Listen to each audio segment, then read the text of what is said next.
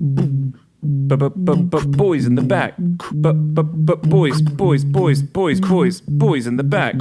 What is good? We are back. Another episode of Boys in the Back. I am Connor Burks, joined alongside as my friendly co-host that I have every week here on the program, Mr. New York Rick. Frankie in the back. How you feeling, man? Woohoo! Yeah, nice little early check-in from Frankie there. We got a lot to get into today, so let's not beat around the bush. Obviously, UFC 311 going down this weekend in Los Angeles, the Intuit Dome, the brand new arena for the Los Angeles Clippers. And it's a stacked card, man.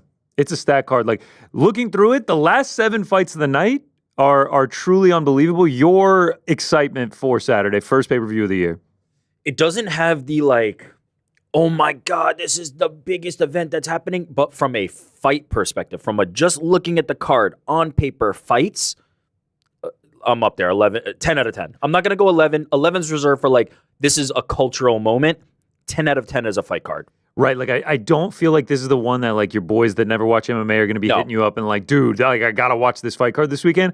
But if you're a fight fan and you look at this thing, like, I'm starting 7 fights down. You get the Jailton Almeida, Sergey Spivak, then Talbot, Raoni Barcelos. Then you get to the main card. Every fight on the main card is just a certified banger. Kevin Holland, RDR, Beneil Dariush, Renato Moicano, Yuri Prochazka, Jamal Hill. And then you get the 2 title fights in co-main and main event. Like, it is just like, I am licking my chops for Saturday. You have described it perfectly. My boys who don't watch MMA are not hitting me up, but my boys who do watch MMA are like, yo, this card is insane. 311. This card is insane. It's big. Yeah, so, like, gonna enjoy all the prelims, but right around like 9:15 on Saturday night is when I'm gonna be like, we're going now. Yeah, we're going now. It's all bangers from here on out. So I can't wait for it. And we are headlined by the 155-pound title, Islam Makhachev. Your pound for pound number one? My pound for pound number one. My pound for pound number one. A lot of people's pound for pound number one fighter in the world, taking on Arman Tsarukyan in a rematch of Arman's debut into the UFC. Tall task there to start out for Arman. Since then, he's been pretty much perfect, other than the Mateusz Gamrot fight, which was obviously a very close fight. A lot of people scored it for Arman. But he's the clear number one contender. He is the clear deserved title shot getter, and he's gotten that. And now we get one of the most well-rounded, one of the most high-level fights that you can ask for as a fight fan on Saturday night. Couldn't agree more. I do feel like this is a number one and a number two, right? Like, and sometimes we don't have that. Sometimes we don't have what I think is the number 2 guy going up against the champion. And quite frankly, honestly, sometimes the champion is not the number 1 guy, right? Even though they are holding the belt, they are not probably always the best in the division. I'll give you an example. I think Khamzat's probably the best middleweight, and he is not holding a championship. So, and I could be proven wrong. So we'll get to that at another time. But I actually feel like we've talked about this fight like 100 times. Every time we're talking about anything else, we're like, yeah, we'll talk about Arman and Islam when it comes closer, but we won't dive too deep. And then we end up just talking about it because it is such a good fight. It is such an incredible matchup of styles. The story that they have isn't one that's built on this like drama, bad blood kind of angle. It is just based on pure dominance. It is based on the fact that I do believe these two to be the 2 best lightweights.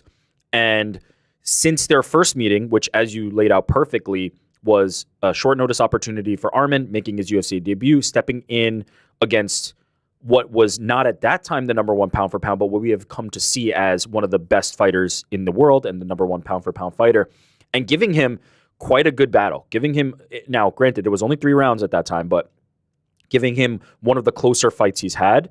Your mind starts to wander and you start to think, okay, now that Arman has had more seasoning, is he going to be able to get Islam this time? Is the time between that first fight and the second fight enough that Arman has made some massive improvements?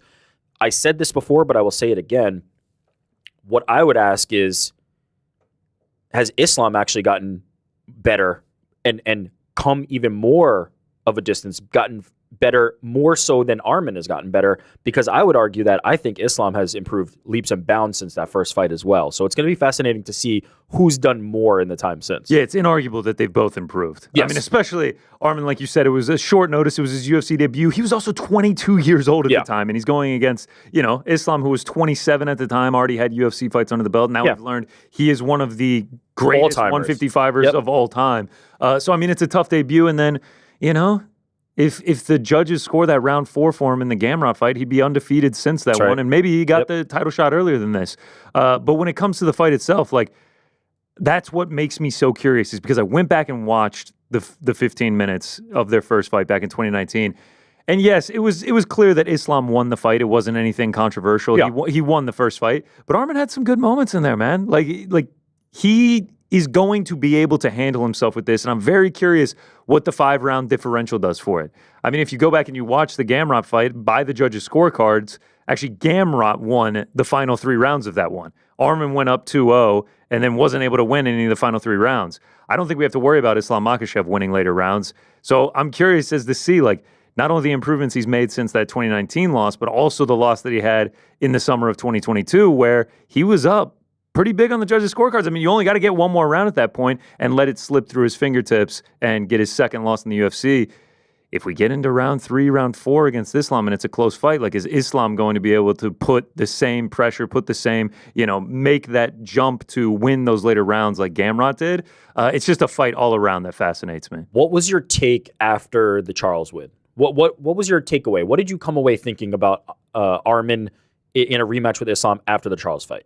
I thought that it was what had to be done at that point. Like, I felt like, Dustin, like you just mentioned, sometimes we don't get the 1 versus 2. The Dustin Poirier title shot in June was circumstantial. Yeah. It was basically who was available at the time for Islam Makhachev. Because we're acknowledging Arman would have been that guy for sure. Yeah, like, absolutely. Because Arman's done nothing since then except just wait on the sidelines for the title shot.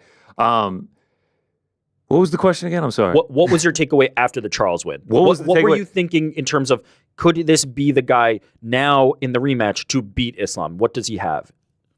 So the biggest thing that I took away was, he almost got finished real quick by Charles Oliveira, but he was able to fight back, win those last 2 rounds, and come out victorious. Yes, I know it was by split decision. I scored it 29-28 for Arman in that one. So it was good to see him fight back and also show that he can compete at the highest level with these guys. The Beneil Dariush win was unbelievable. It was very short, and obviously Beneil has had struggles as of late. I know he was supposed to be the next guy, but now, he's riding a losing streak. And then before that, it's guys like Joaquim Silva and Damir Ismagulov. Charles Oliveira is the elite of the elite. Huge step. We are confirmed Arman Sarukian is the top guy at 155, and now I want to see what he has for Islam Makhachev. Yeah, I think there were some people that left that fight, and maybe I'm misreading the room, but I seem to kind of see a vibe that, like, they weren't overly impressed with what he did against Charles, especially because he was coming in and saying, like, I'm going to finish Charles. To me, what I saw was, a guy who knows that a title shot is on the line here, right? Like, if you beat Charles, you're pretty much secured, and you need to beat Charles, right? And that is not an easy task. You need to get past one of the most dangerous guys in the division, one of the best fighters in that division, and really establish that you are the rightful contender to the throne. And so that's a difficult position to be in, almost, in my opinion, more difficult than the championship position. Now you've got nothing to lose. The title's on the line. You lay it all out there because this is your shot. The one before is actually sometimes a little bit harder, and I think that pressure can make you kind of fight a little bit differently than than you're used to seeing. And so from Arman, I saw a really strategic, good fight against a guy who I rate very highly in Charles Oliveira, and I came away impressed. I came away thinking, I think Arman is who I think he is, and has made the improvements, and is going to be ready for 5 rounds against Islam Makhachev. On the other side of that, on the other side of the coin, I just rate Islam Makhachev so highly. Like, I every time I think about somebody beating Islam Makhachev, I think about how, and it's the one way he's lost in his entire career, and I just don't know if it happens again. And that's by a flash knockout. If you are somebody who can get in there and just turn Islam Makhachev's lights out, that's the way to do it. But that tends to be the way that you do it against all these dominant guys, right? Like, if somebody clips Khabib and knocks him out, that's the way he's going to lose. If you're going style for style, he's such a difficult person to find a hole in the game for. He's so good with the grappling, but he has become much more of a striker first at this point in his career, right? Like, he is primarily trading. He's standing there trading punches with Dustin Poirier, and then when the grappling comes into play, that's where he takes it into his realm. But he's just so competent everywhere. There's so few holes. I wonder how the style is to beat him, and I don't know if Arman's style is that style. Can he be better at being Islam than Islam? I don't think that's going to happen. And so I think the world of Arman, I think he's tremendous, and I see the improvements, But then when you put him in there with the guy that he is facing on Saturday, I find it very hard to figure out what the path to victory is. It's hard to pick anyone against Islam Makhachev. I mean, like you said, I rate him so highly. Like what he's doing as a champion of the world, like the resume that he is putting together, obviously coming off the Dustin Poirier win. Alexander Volkanovski back-to-back. I understand Volk was moving up, but one of the all-time greats in this sport. Charles Oliveira, Bobby Green, Dan Hooker, and not for nothing. Like, you say he's going out there and trading with people and then he gets comfortable in the grappling and everything. Like, he is coming out here and implementing his will on these people. 7 of his last 8 wins have come by finish. Like, he's not just, this isn't like the wrestling lay and pray. Like, he's not just using the pressure grappling to get this done. Like, he's going out there scrapping with these dudes, putting on unbelievable fights. Like, a lot of people had Dustin Poirier, Islam Makhachev as one of the best fights of the year. The year before that, I almost felt like unanimous Islam versus Volk 1 was one of the best fights of the year. Like, he is putting on unbelievable fights. He's getting finishes. He's defending his belt. And one thing that I love about Islam Makhachev, I think he's got it painted on the wall in his gym or the PI or something like that. It's just like, if you are the champion of the world, then you believe you are the best of the best. So you fight the best of the best, whoever is next up. And that just feels like what it's like for Islam. Like, he's just like, all right, you guys want me to fight 145 champ Volk? All right. You want me to do it again? Okay. You want me to fight Poirier? Sounds good. All right. Now we got a number 1 contender in Armin? Sign me up. Like, this dude is never going to say no to fights. He knows that he's the best in the world. That's not that he's just like, I think I'm the best in the world. He is certified fact that he is one of the best in the world. So when you got a guy like that, at that high level, with a coach like Khabib behind him, pushing him to levels that no people ever reach in their careers. Because he has also achieved those. Exactly. It's just like, you want to be the best? Here's what you have to do. Like, it all, we'll get into it with Ben Folks, but it all just stems from the lineage of Abdulmanap down to Khabib to the gym and everything.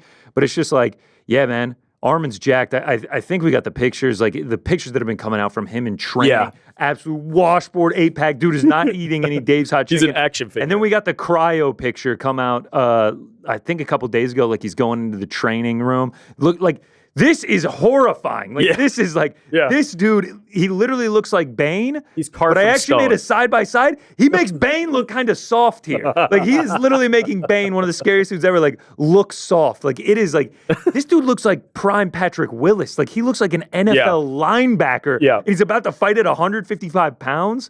Like, it is insane. So it's like, man, I can't really pick against that guy. And then it's like, who's he fighting? It's like, Islam Makhachev. It's like, I can't really pick against that guy either. It's just like, I think it's going to be an unbelievable fight.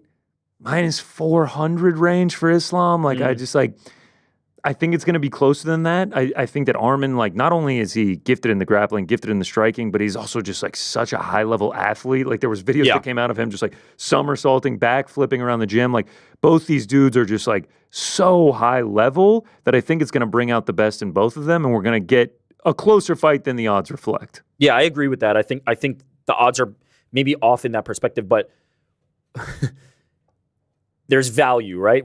We talk about plus EV when you talk about value. There might be value, but sometimes it's a losing bet even if there's value. Sometimes the value is there. The number is appealing. The number is enticing. The odds are different than how close the fight was going to be. But sometimes even in a close fight, you know who the winner is going to be. And there is no part of me that I can't conceive of Islam losing at this point. And maybe I'm giving away my hand. Maybe we're not going to talk predictions for a bit, but Islam is so good, man. Like, what we saw with Khabib, and you touched on this earlier, what we saw with Khabib was just a sheer dominance in one facet of the game. That's not fair to say because it's kind of a nuanced thing, but in the grappling realm, right? He is going to relentlessly pursue the takedown, and he is going to get it, and he's going to control your position, and there's nothing you can do about it. It is telegraphed. It is, what you're getting with Khabib. He is going to come after you. He is going to get you on the ground, and he's going to make it hell. The problem is you just can't stop. You can't stop that. I don't think of Islam in that same way, but it's almost scarier. Like, it's not like okay, you know what I'm going to do, and you can't stop it. It's almost like I can do everything, so what? I think that skill translates in any weight class.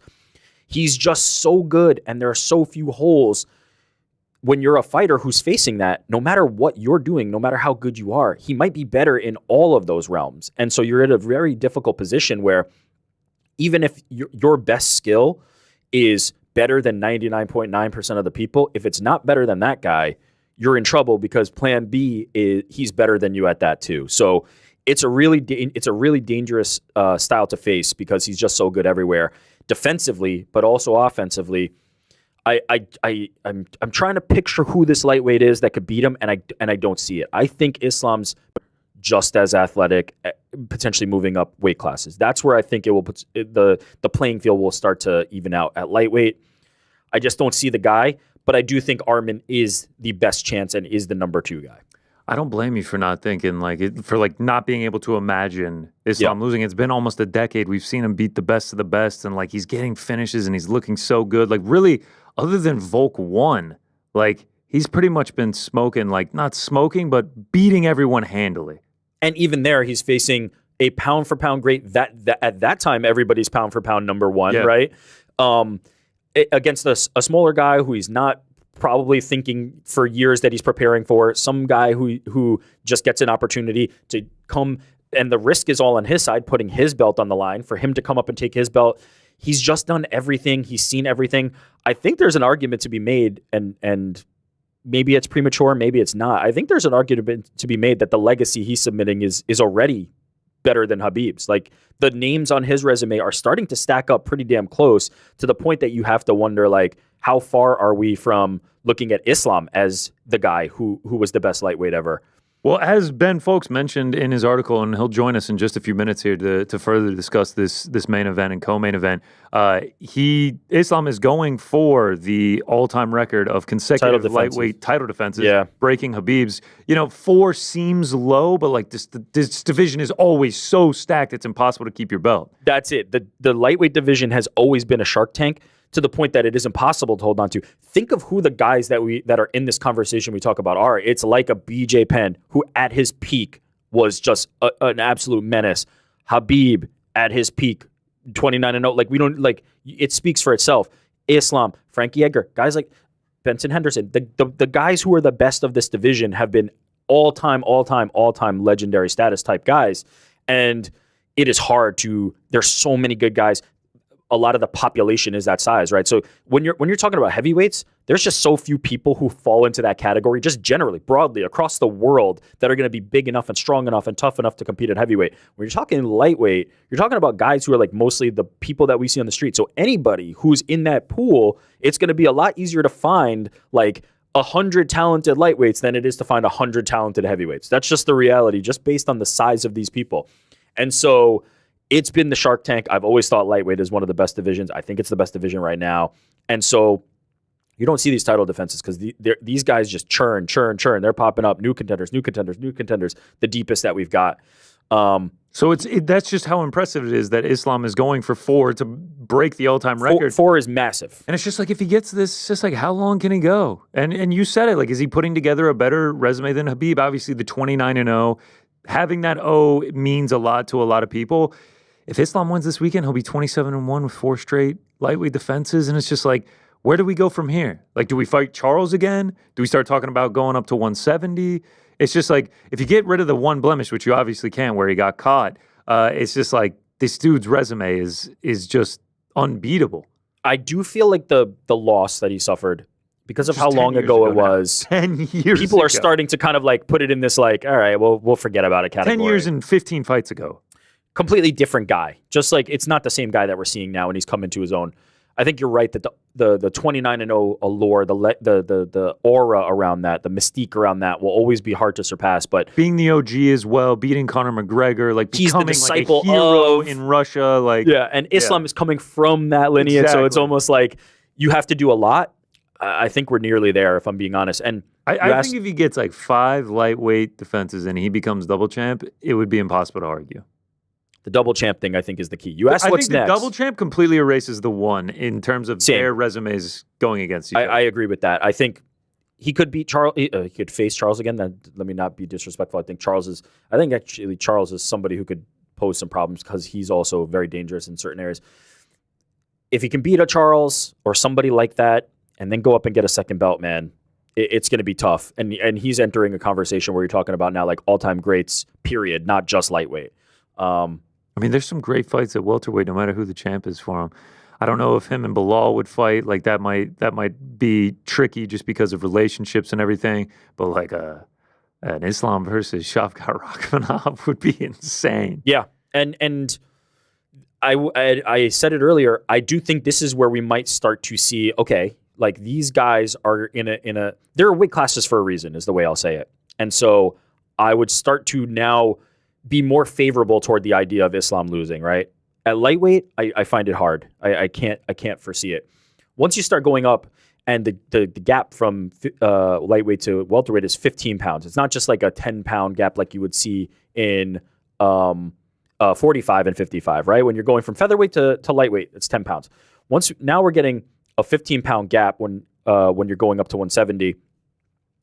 I would start to consider the idea of him losing. But to be honest, like in Khabib's prime, I didn't think there was a welterweight that was going to beat him, and I'm not sure there's a welterweight that would beat Islam either. But I'd be very interested to see it. Putting the cart ahead of the horse a little bit. He's got a tough task. Tough task, man. I was just about to say, we're saying all this, and we're getting, our eyes are starting to glisten with like this GOAT resume and everything. It's just like, all it takes is a great performance from Arman Tsarukyan because he's obviously such a talented, high-level fighter. If he has his best performance he's had in his career, he can beat anyone on any night, and it could be Islam Makhachev on Saturday evening. Yeah, and he would be a fantastic champion, and we have so many fresh matchups for him. We mentioned his win over Charles. I would not have a problem with Charles running it back against either of these guys, right? I would love to see another Charles versus Islam. I'd love to see another Charles versus Arman. Lightweight's in a great position right now. I will say, with a win here, it feels like Islam has kind of done what you have to do at lightweight, and I would be okay with him moving up. But I also, as I said, wouldn't mind another Charles fight. There's fights that I'd still be able to get up for with Islam. Hell, Dustin Poirier had a hell of a performance. I don't think that's where we'd go ultimately, but I wouldn't mind another Dustin Islam fight. That's a great fight. If you're Islam, though, that's kind of like a been there, done that. I don't know if I need this on the resume. And that's the best point that like for the welterweight move would be I already beat Charles. Yeah. I've got 4 title defenses. I broke the record. Let me go see. I beat the champion down twice. I gave them a shot. Yeah, now it's my turn to go up. But Khabib was the guy who stayed at lightweight and got his work done there. I don't mind Islam in either division. I think the toughest challenges are at 170. It really is just interesting how like this one might be flying under the radar more in terms of Islam Makhachev fights, but it just feels like there's a lot on the line here with the rematch, with the potential lightweight record, with where do we go from here after this one? It just feels like a win here puts the career in like now what? Like now what? That's the perfect question. Is like now what? But in terms of Arman, you mentioned like it might not be the sexiest. I get that, right? Like Arman is not traditionally the guy who's coming in there and putting like on like the highlight reel knockout. Although he has some to his name, but the highlight reel knockout, and then all of a sudden everybody's like, I can't wait for this guy to face the champion. He's just very good, man. He's put in all the work. And I mean, you look at the shape he's in. You can tell he put in the damn work. God. Action figure shit. If I ever look like that and can fight like he can, no one would ever be able to tell me shit. I'd be like, what'd you say? But he's not a name that like the casuals instantaneously are going to be drawn to, but the fight fans know like this is it. And I saw Aaron Bronstetter, shout out to Aaron, tweet earlier. What do we call post? I guess on X. I think we call it a zeet these days. No. I know what the post you're talking about is. Essentially, he was saying like, is this like the highest level matchup we could have got? True or false? Makhachev versus Tsarukyan is the most well-rounded. Both athletes competing for a title have been in a UFC championship bout. I actually responded to it, so I'm going to go second. What do you think it is? I gotta think a little bit more. Okay, maybe I'll go. I still got Jones Cormier as my number one. To me, Jones Cormier is my benchmark for. I think these were 2 of the best fighters on the planet, potentially the 2 best fighters on the planet. I believe it was a number 1 and number 2 pound for pound. And in terms of well-rounded skill sets, peak John Jones had no holes and might still have no holes. Daniel Cormier was an absolute menace with the hands. And most of the time, his fights ended up being striking battles, not wrestling matches. But then he's got those decorated credentials in that.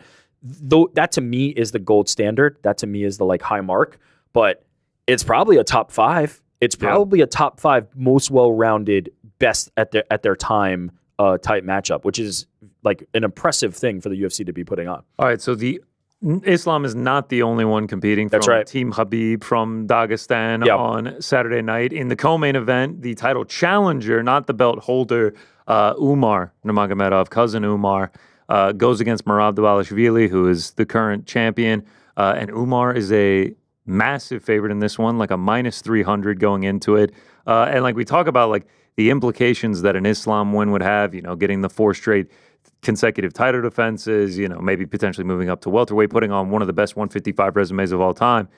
If Umar Nurmagomedov is able to be the next undefeated Nurmagomedov champion, what does that mean for this team, for this family, like for everything coming out of this region? Like, how do we even put this into context? Yeah, and people have been kicking around. I've seen many iterations of it, right? Like I've seen it back in 2022, I've seen it in 23, I've seen it in 24, and now I'll see it again in 25, where it's like the combined records of the Nurmagomedov clan, right? The disciples of Abdulmanap Nurmagomedov, starting with Khabib, obviously, but then you've got the Islam, you've got the Umar, you've even got Usman, who has a fight soon against Paul Hughes. Next week. Khabib's hopping on the jet after this one's over. He's just like, got to go do another undefeated champion. Over for the PFL. And you start to, your mind starts to think about, like, has anybody ever been able to achieve this level of dominance? I can't think of it. And you even, like, when you expand the circle, right, it's easy to reduce it to those guys because you're looking at the names, right? You see the Khabib, the Islam, and then they share their Nurmagomedov name as well. But, like, even the other guys in the gym who have losses on their resume, they are not, they are not Islam, and they are not Khabib, and they are not Umar. They have the losses on the resume, but like they're like 17-2, like 15-3. I was just about to say, you're thinking of Tagir Ulanbekov, who is 15-2, 4-1 in the UFC, was a champion in guerrilla fighting. Yeah, is a very, very accomplished mixed martial artist. Fantastic mixed martial artist. Finds himself in the rankings, and like who knows? Like if he keeps putting together wins, then it's just like, oh, another guy from this camp is potentially fighting for a title. It's just like it really is just unbelievable, the depth that they have. The sustained dominance, and I'm going to consider, like, you said 15-2. I'm going to consider that when you put that into the pot of the other 91-1, like that is dominance. That is pure dominance. And this continuation of the lineage from Abdulmanap down to Khabib, who is now the coach and the taskmaster, making sure that everything gets done. I don't think there's a close comparison in terms of how they've been able to continue this. Well, I mean, like, not just MMA. Abdulmanap also is like, well, he was actually granted the award in 2019 by like the Russian record book that he's the greatest Sambo coach in the country's history. Sambo stuff he's taught like 8 Sambo world champions in his career on top of all these mixed martial artist guys. And, I know a lot of them go from being Sambo champions to being mixed martial artist champions. But if you do the math on it, Umar and Islam on this card, 44-1.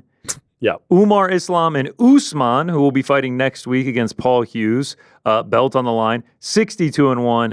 And then you add in old Khabib, good old coach, getting the gray in his beard. That makes it 91-1. And our only guest who's about to join us, Ben Folks, had an incredible stat. If you add up the past 4 champions of any weight class, none of them even come close to that winning percentage that they have. And the only weight class that has more wins than that is featherweight, which has 100, but they also have 21 losses. It's just unbelievable. Unfathomable. So let's bring in Ben Folks. First time on the program, the boys in the back. Ben, what is going on, my man? Thanks for joining us. I'm so happy to be here. This is a career moment for me. I figured it would be. You got to phone up the mom. Mom, I'm going on Boys in the Bag today. Cancel the plans. Throw it on the big screen. So we're happy to fulfill those dreams for you. Baby, we done it. Baby, I'm here. Ben, I hate this sarcastic energy from you right off the bat, but thank you for joining us. As Conor was alluding to, uncrown.com, you did a fantastic piece kind of like outlining this lineage that starts with Abdulmanap and then carries down to Khabib, but also carries down to all the fighters that are on that team and hailing from Dagestan. They have often referred to father's plan, right? In your article and in your conversations with them, do you have a clear sense of what father's plan is? What is father's plan if we had to summarize it? It seems to be, as near as I can tell, incredibly hard training and an almost inhuman level of discipline. Obviously those guys have a fighting style that it's not like they're all in the exact same mold, but they all do some things, some of the same things pretty well. And it really works across the spectrum for them because it's the kind of plan where it seems like what those guys are going to do. There's not a lot of mystery from Khabib to Islam to Umar. All those guys, you kind of know what they're going to bring, but how do you stop it? Because it's just constant in your face, the pressure that they bring, and just sort of the spin cycle that they put you into. They know that they aren't worried about getting tired. They know that you're worried about keeping up with them. And you see it all the time where they'll get people into some of those grappling exchanges. They'll get you up there against the fence, and you fall just a little bit behind in some of the exchanges, right? Like you slip a little bit behind, a little bit more, and then pretty soon you're in a bad spot. You're getting tired. They're putting it on you, so they're not getting tired. And then you see a lot of guys get into trouble by, I got to do something desperate to sort of get out of this bad spot that I'm in. And then the next thing you know, they're choking you. And it just seems like a big part of what they bring has just been that, unlike a lot of the teams that we've seen come and go in MMA, it's not like a mercenary type program. It's not guys coming in, going out, people looking for a career rejuvenation. It's, if you're on that team, you're on it. I don't know how you get out of it if you wanted to, honestly.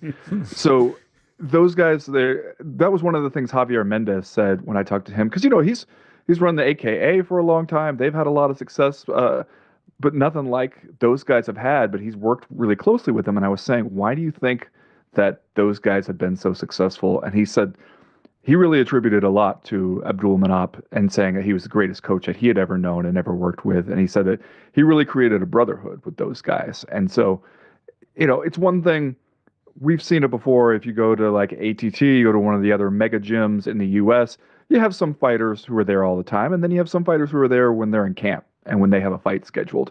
And then they'll kind of disappear on you for a while after that. And those guys don't really do that. If you are not showing up when you're supposed to be, if you're not there for your teammates, it's not like you're gonna, hear about it in a easy conversation with one of the coaches.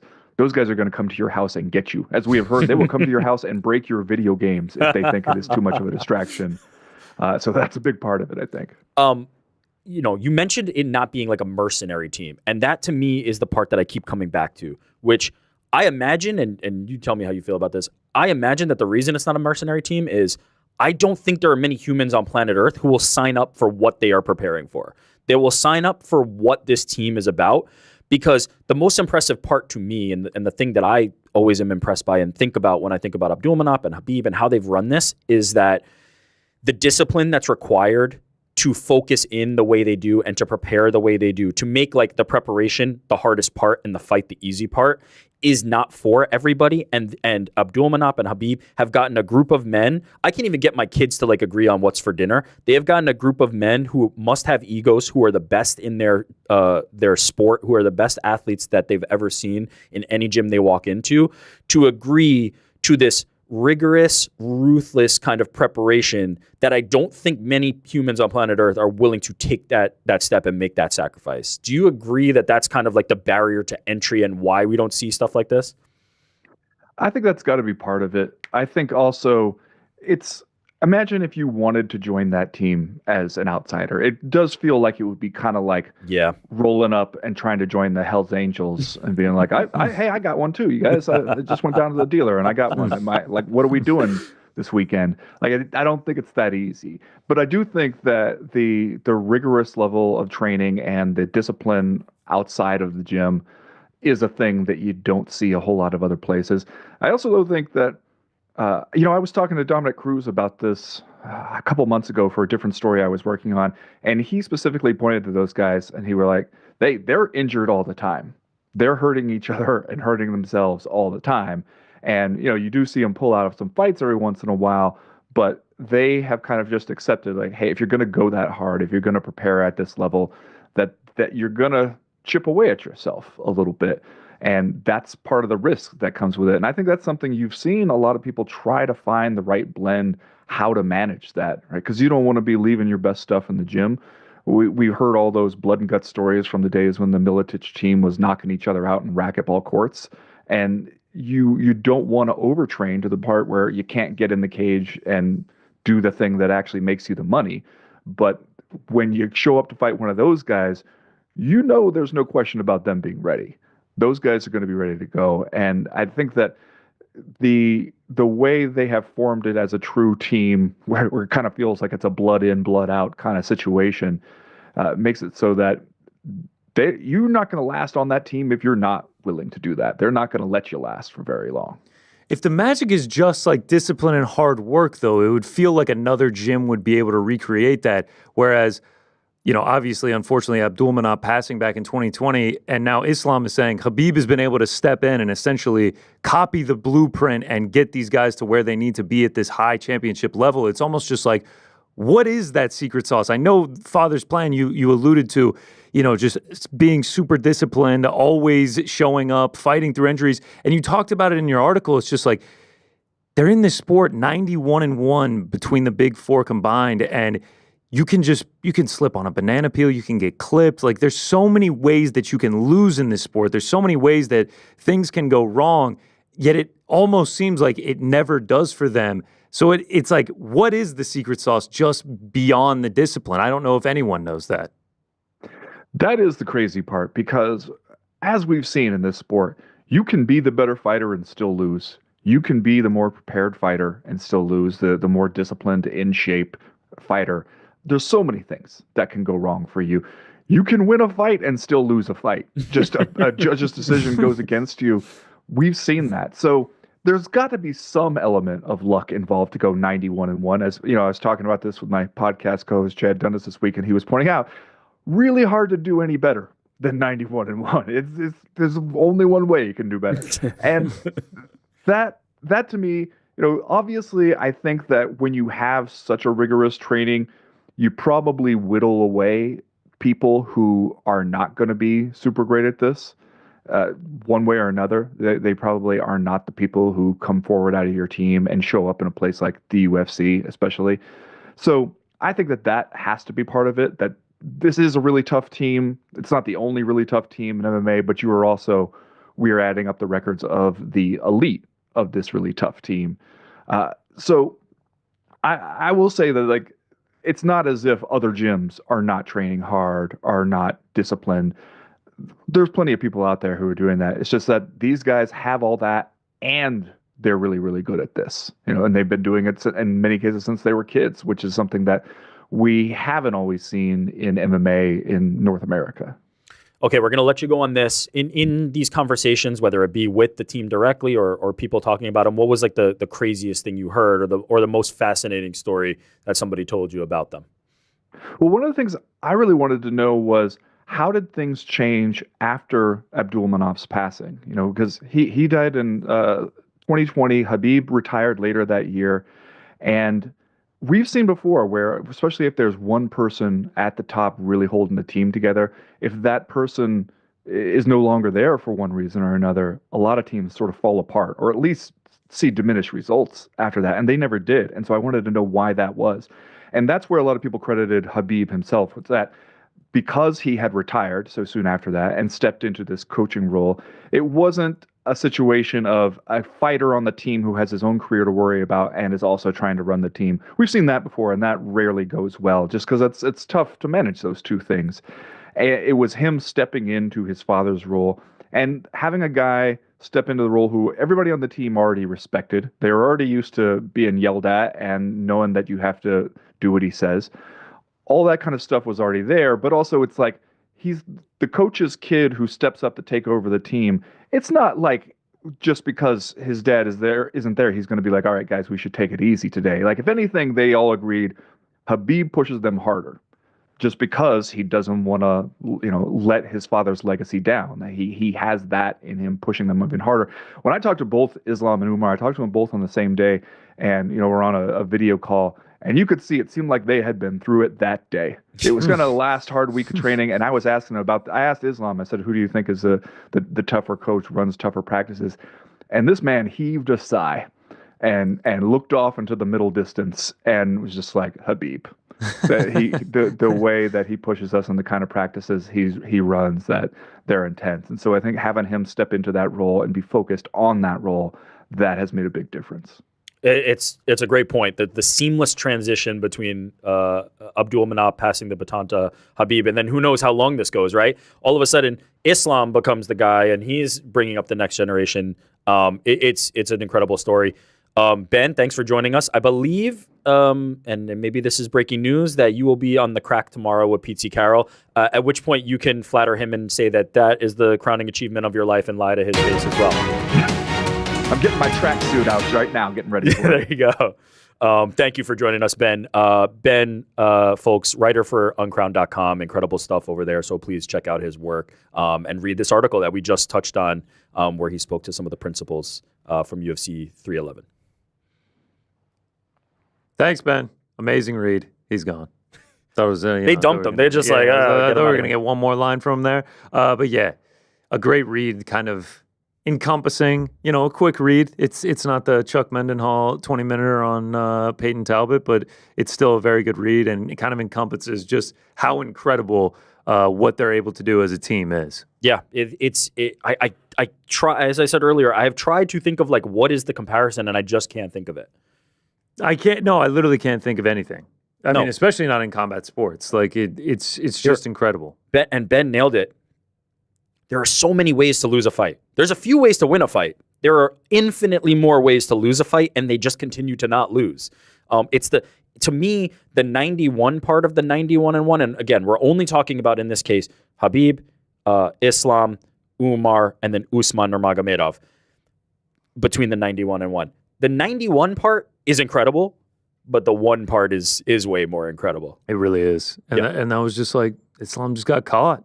Got caught one time. All it is. He just got caught. How many times can you just get caught? You could go into every fight and just get caught. And they've been able to successfully not nearly 100 times. The decision thing, too, is crazy. Because there's been quite a few decisions between their team. And it's just like, never was on the bad end of a wrong scorecard. Yep.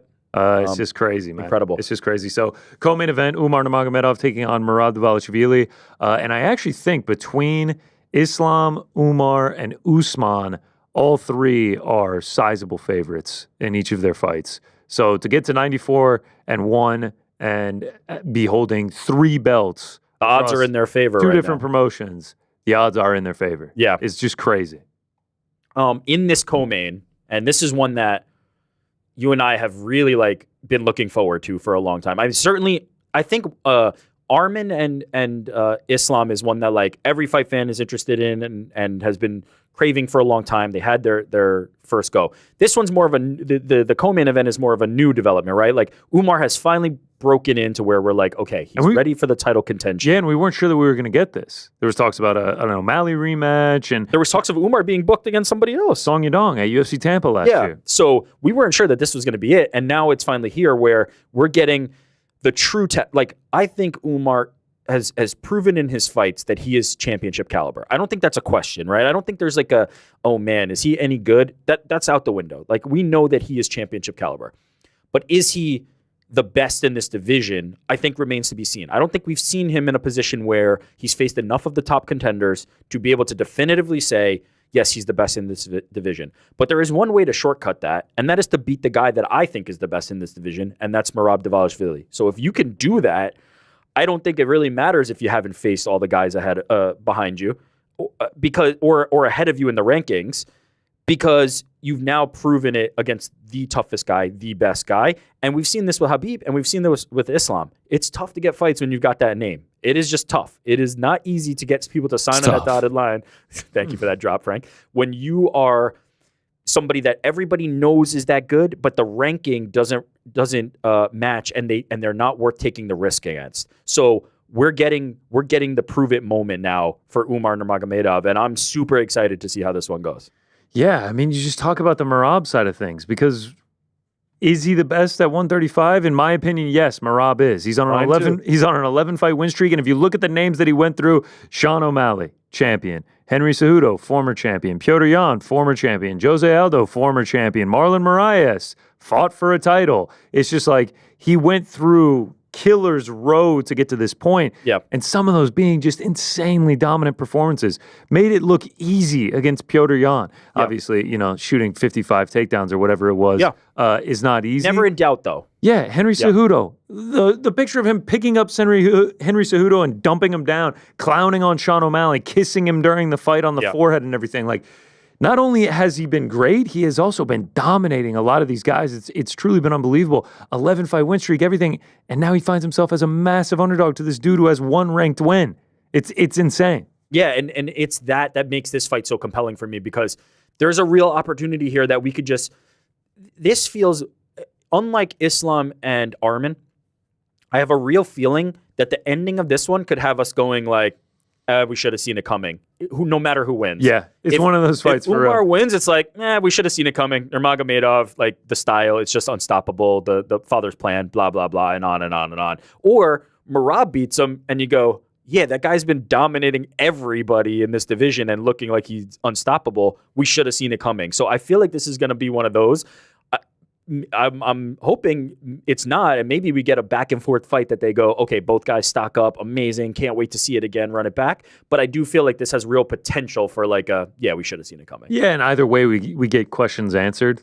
Yep. Umar wins. It's just like, okay, yeah, he is like elite. Who is going to beat this guy? How long is the title reign going to be? He's already 19-0. What's it going to get to? You start asking all these questions like, are we seeing a second undefeated Nurmagomedov? All these things. Yep. And if Merab wins, it's just like, wow, this dude is seriously elite. Who's going to take the belt from him? Because now at this point, like you talk about the killer's row, handing her to Nurmagomedov their first loss is something that few people get to say that they do. And between Khabib, Usman, and Umar, no one's gotten to say that they've done it yet. So whoever comes out victorious, it's just like, A, stock is so far up, and B, we get a lot of questions answered from it. I love this fight.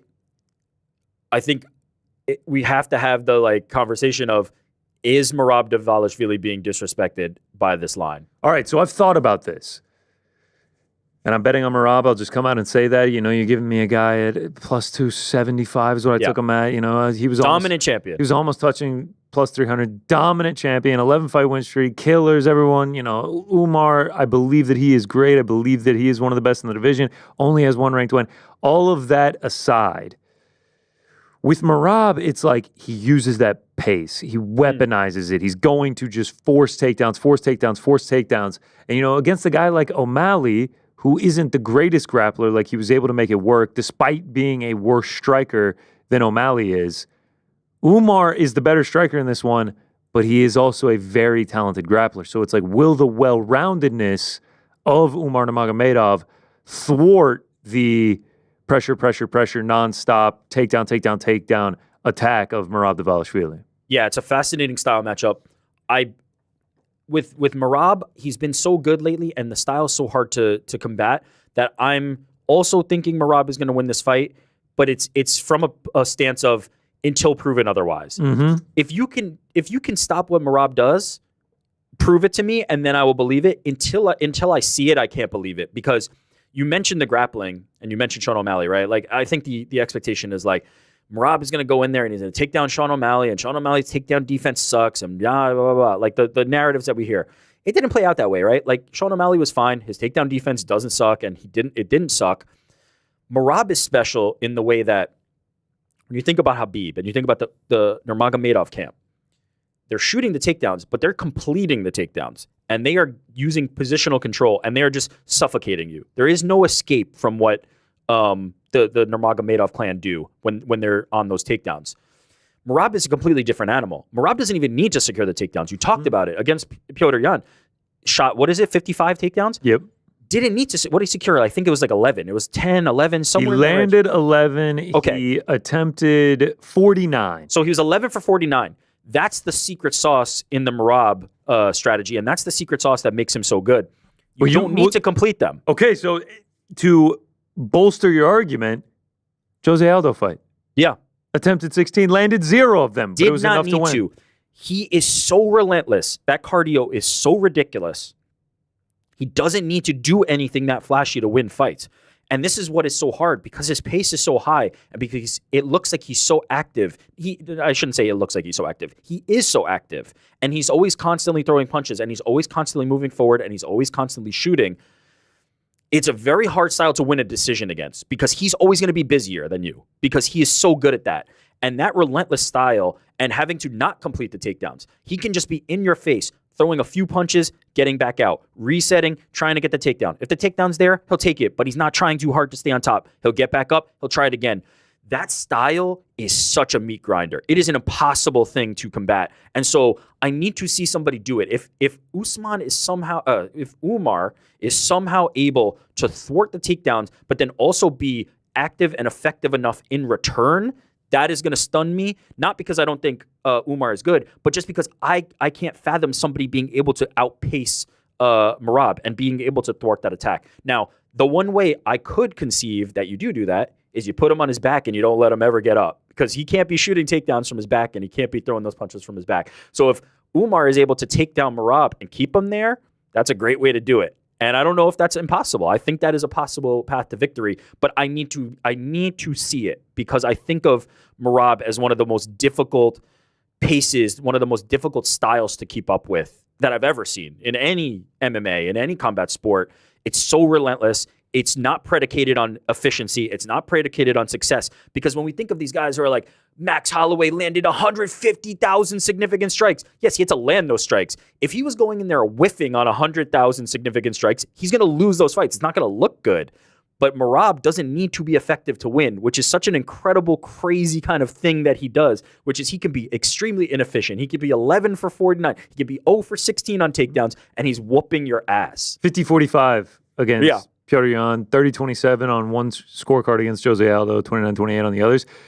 Another thing about this fight that I'm very interested in is that we might see things in both guys' careers that we've never really seen before because Merab, going back to the first win he got in the UFC against Terrion Ware all the way till now, like 11 straight fights or something, he's been taken down like 3 times. Like we never really see dude on his back.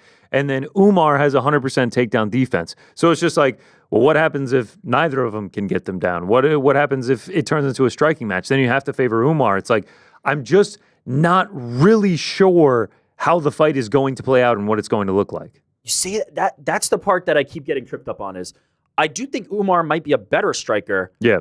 But Merab is going to be the one pressing forward and throwing the punches in the pace. It's Yeah, I guess that's true. Like my thought process is Umar is a better striker at range. He has, with the kicks and everything, the question mark kicks and everything like that. Like I think he's a better striker at range, but like Merab isn't going to allow him to do that. If he's throwing 3 and Merab's throwing 10 on the way into a clinch, what happens? And that's why it's such a difficult puzzle. And I love Merab's style so much because he is unlike anything I've ever seen before. And I don't quite have the strategy to figure it out, but that's kind of what we've talked about. We talked about Islam, right, being a very difficult puzzle to solve. I think Merab is an equally difficult puzzle to solve. We talked about Khabib being you know what I want to do, but you can't stop it. I think Umar's more from that vein, right? I think Umar's more from the I want to take you down and I want to mash your head into the ground. Yeah, man, it's going to be interesting. I really just I don't know how it's going to play out. I don't know what it's going to look like. And I got the goosies for these. I mean, if it goes to the ground, like Umar's got subs. We've never really seen Merab sub anyone in the UFC. Like it's just like, I don't know. I don't know what's going to happen, man. I can't wait to find out. And I think we're winners on both sides. Like Merab is kind of coming to his own as this superstar. And if he beats Umar, gives him his first loss, it's just like, man, he's really ascending into superstardom. If Umar wins, it's just like, welcome, another undefeated Nurmagomedov champion. Long may they reign, just forever and ever and ever. Long may they reign. Like, when are they going to start losing these guys? It's unbelievable. So, yeah, I think any outcome is good for the sport. I think any outcome is incredibly interesting. I don't know what it sets up from here. I mean, a Sean O'Malley, Umar Nurmagomedov fight, like that would be crazy. Dana White alluded, I believe it was on Pardon My Take this week, that Sean O'Malley's probably just waiting by to get the winner of this one. Any issue with that? Nah, I don't really mind it. Me neither. I don't really mind it. That's fine for me. I mean, I know Jan is off in the wings as well. I'm okay with a Jan fight, but O'Malley was just the champion. I think it's fine. The Jan Merab, I would prefer Jan to get one more win just because he did get beat so thoroughly by Merab the first time out. But yeah, there's options at 135. O'Malley got beat pretty. Yeah. I guess that is true. He did good. And as I said, wasn't it 48-47 on a couple scorecards? Yeah. It's like 50-45 clean on all three. I think there was a 50-44 in there too for Merab Yan. Yeah. No, look, Merab has done all the work. Like, it is hard to find a guy that you're like, yeah, this is going to be the guy. I think we have an option here in Umar where there are many people, the betting odds reflect it, who do believe, okay, this is the guy. I'm so anxious to find out if he is. Yeah. That's the best part. That's the best part. And you can watch it with us, by the way. Watch party! Saturday. UFC 311 watch we'll be party. Sitting right here. Right here on chairs. On this set, on this channel. More comfortable chairs. I can't wait. Co-main event. 55 minutes on those. I could talk for another 55. I could talk for another 3 hours on those. So excited. Can't wait. One last thing I do have to say. Your thoughts on the custom shorts that both will be wearing. Going with white. Yeah, they suck. They all suck. I hate the custom shorts. I hate every time we see these. All right. So I like Merab's because it is the colors of the Georgian flag, and you've got the crosses on it, and a Georgian proverb, I believe. I don't mind them. Islam's I actually really like a lot. I kind of just wish it was inverted, you know? Like, I love the mountains and I love the sword. The sword is sick. You want the sword in the front so you can kind of see it like as a... I kind of wish the shorts were black and like the mountain outline was color. White. Yeah, I wish it was inverted color. Well, that's actually kind of a good idea. Yeah. Here's how I feel about all the shorts. It's not specific to these. No disrespect to Umar. The mountains. To Merab and to Islam. All the Venom custom shorts... feels like create a player in a video game bullshit where it's just like cycling through 6 different options. It's like better than nothing. No, it's not to me. I'll take nothing, or you open up the sandbox and you can just do whatever shorts you want, and you let Patty have the Sakuraba orange shorts, and you let Chuck Liddell wear the Iceman. Like, I don't give a shit about these like, slight variations. The mountains and the sword is sick. Nothing stopping Taporia so far. The red, black, and gold were incredible. Plus, we're really getting into something crazy with the gold gloves. Those are now gone. I think I'm in favor of the gold gloves being gone. Like, now when you see them, and it's going to be so funny like 5 years from now when you look back and you see them, you're like, remember when they tried the gold gloves for like 5 months and then they just completely banished them? Those would be good times. I think the glove change is going to get looked back on like the NBA ball. 100%. It's that Spalding. What year was that? Like 2014? Yeah, it was like right in Steve Nash's prime. I remember because he was the one that they asked the most about. Like, they were like, Steve, what do you think of the new ball? Because he's the primary ball handler. He's the big assist guy. And I agree with you totally. It will be like this like footnote that's like funny to people to be like, remember when they tried to do this bullshit? Yeah, and it's just going to be funny seeing like, I mean, say like, you know, it was 2007, by the way. Man, we are getting old. It's going to be funny to see like if Merab, like, say he does lose to Umar and like that was his one, you know, title win, and it's just like looking back on his career and he's got the gold Noche UFC gloves. They don't do Noche UFC anymore. It'll be good. It'll be good looking back on it. All right, those are the main and co-main. The rest of this card is also stacked. And the featured bout of the night, I absolutely can't wait for. Yuri Prochazka taking on Jamal Hill. Can you name 2 guys in the light heavyweight division that need wins more than Yuri Prochazka and Jamal Hill? It's a good call. These are the 2. Yeah, these are the ones that need it.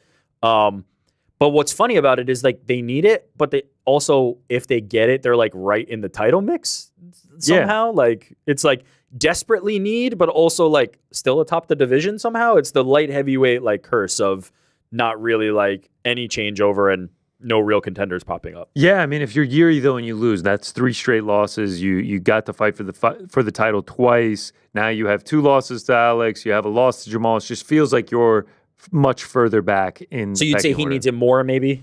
I think so. I really think the reason Jamal Hill needs it is because he's been banging the drum for the rematch with Alex for essentially since he lost. You know, there's been the throw down the gloves moment, everything like that. Like, he's kind of been getting clowned online, trolled online, everything like that. Like, yes, but he said at Media Day he's not concerned about the people with the Cheeto dust on their fingers, so he doesn't care about being clowned online. Cheetos are great, man. No need to hate on the Cheetos. Shout out Cheetos.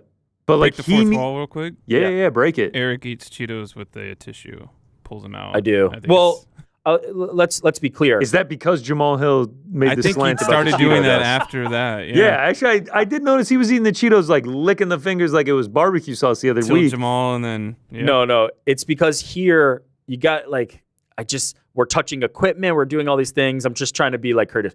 At home, the Cheeto dust is fully on the fingers, but I just don't want to like touch other people's stuff with a Cheeto people dust all just over beginning the to talk around here. That's all. Anyway, continue on. Yeah, no, I appreciate that. I appreciate That you was a slamming good through the fourth wall for interjection. that one. Yeah, so I just feel like because of that, Jamal, like, to get where he wants to be, he needs this win. You can't lose to Yuri. Now you're behind Yuri in line, and Magomed's still waiting, and Olberg is coming, and it's just like... We don't have a Magomed fight booked yet for Alex Pereira. Right. The name that continues to come out of Alex Pereira's mouth is Jamal Hill, or the run-in, and you're putting yourself in a great position if you're Jamal Hill. You get a win here. You just have to win. You just have to win. That's what I'm saying. It's going to be a banger, though. Like, great fight. Like this actually might be the fight I'm looking forward to the most, just because, A, it's a Yuri Prochazka fight, which just means it is going to be chaotic. It is going to be absolutely insane. And then his counterpart in this one, Jamal Hill, obviously down to scrap, is an excellent striker, has huge knockout power. It's just, I just think we're guaranteed to get fireworks in this one. I think a lot of the talk around Jamal Hill, because he's been getting dunked on so bad by Alex Pereira and the rest of the internet, has really undervalued him and underserved him as a fighter. I think Jamal Hill is a really good fighter. He's incredible. I think he's a tremendous striker, a smart and creative striker, and a disciplined striker.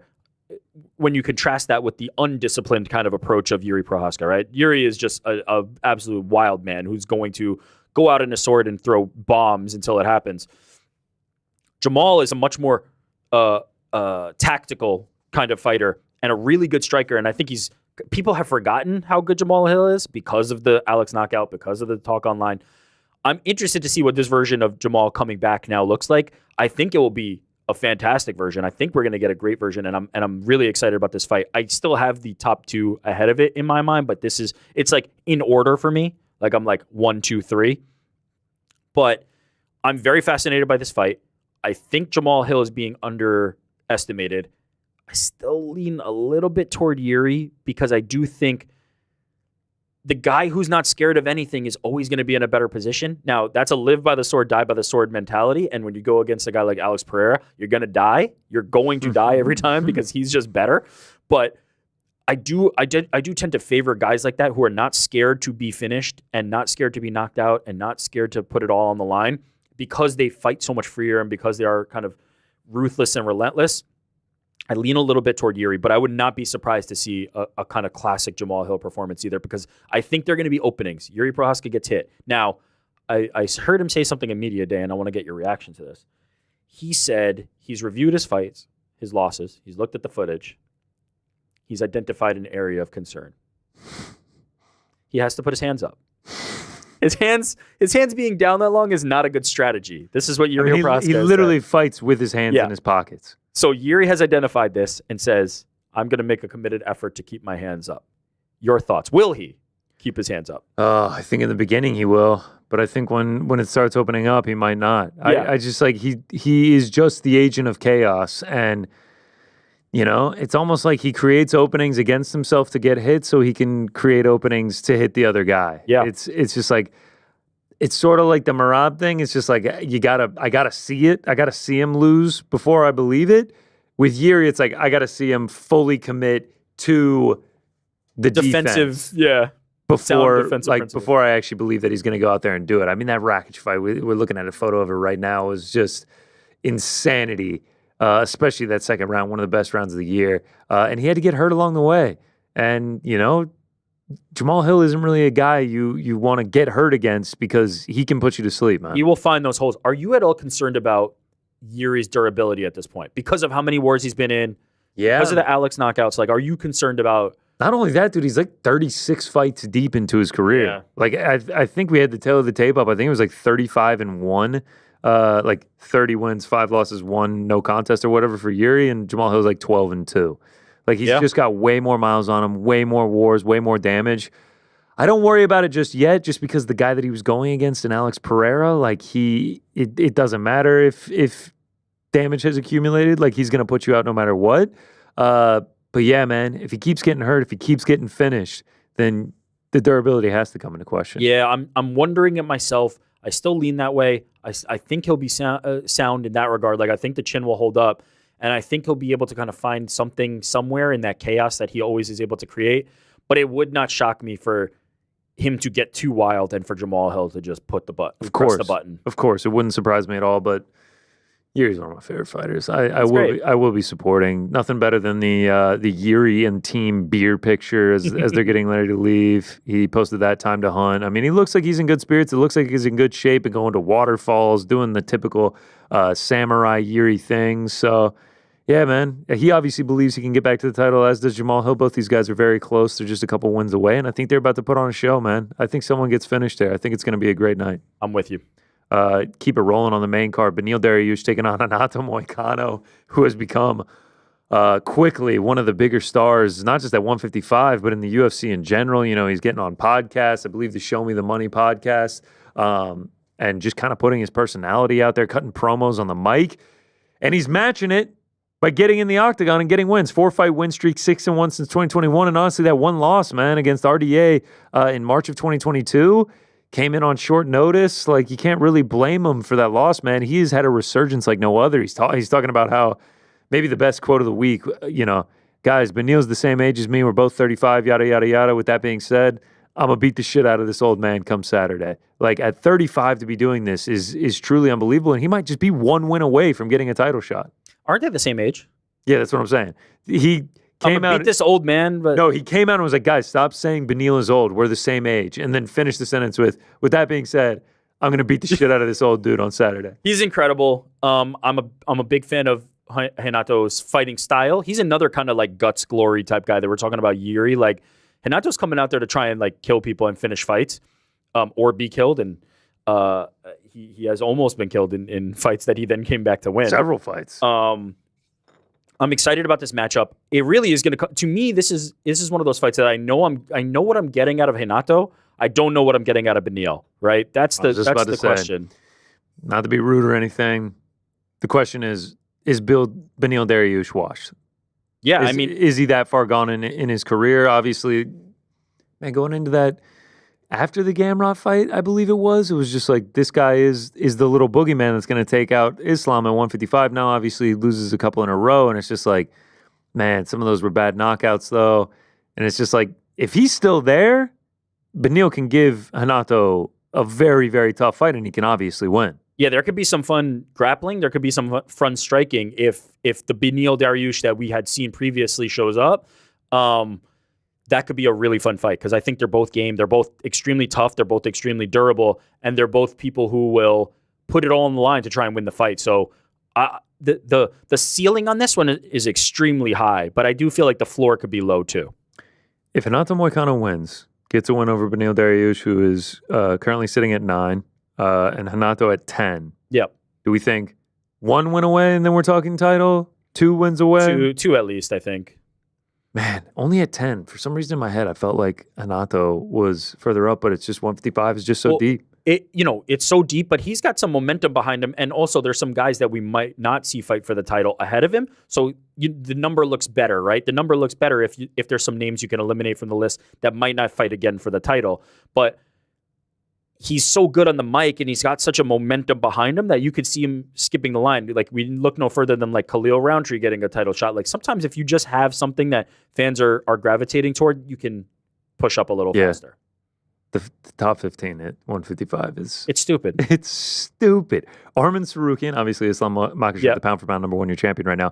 Arman Sarukian, Charles Oliveira, Justin Gaethje, Dustin Poirier, Max Holloway, Dan Hooker, Michael Chandler, Mateusz Gamrot, Beneil Dariush, Renato Moicano, Rafael Fiziev, Benoit Saint-Denis, Paddy Pimblett, Jalen Turner, Joel Alvarez. Yeah, it's dumb. Killer from bottom all the way to top. By the way, 16 through 25 are also probably monsters. Joel Alvarez, Jalen Turner. It's a sneaky banger. Someone sign that. Dana, get on the horn. That would be a Joel crazy Alvarez fight. versus anybody in Spain under an Ilia Topuria headline card. Winner gets to stay king of the oversized lightweights. I love it. For that. Yeah, Turner and Alvarez. I mean, that's really what we said is what it comes down to. If Beneil's still got it, if we can see reflections of old Beneil Dariush, this is going to be an unbelievable fight, and it's going to be a tall task for Renato Moicano to get through. They're hitting at the right point. It's like Moicano has all the momentum. Beneil's coming down from having the momentum. They're hitting at the right point. We've seen many times in MMA, you should not make assumptions on where people are at. Like, it can just flip just like that, man. Yep. All it takes is a Benny D win on Saturday, and then it's just like, wow, Where do we go from here with these two guys? 100%. Last one on the main card, or last one we're going to talk about, Kevin Holland taking on Reinier de Ridder in his second UFC fight. The one double champ came over, not the best performance against GM3, man. Was getting outstruck, was looking tired, was able to get the submission in round 3. I'm not coming off of that, especially off of the two losses that essentially exit him from one. Yeah. Not feeling incredibly high on RDR. But this feels like the right level. Would you agree with that? That coming in against the Kevin Holland feels like where you can kind of have a measuring stick. Get him on the main card of a pay-per-view. Also, I believe the last one was at the Apex. Yeah. Also, Apex 100. That makes sense, though.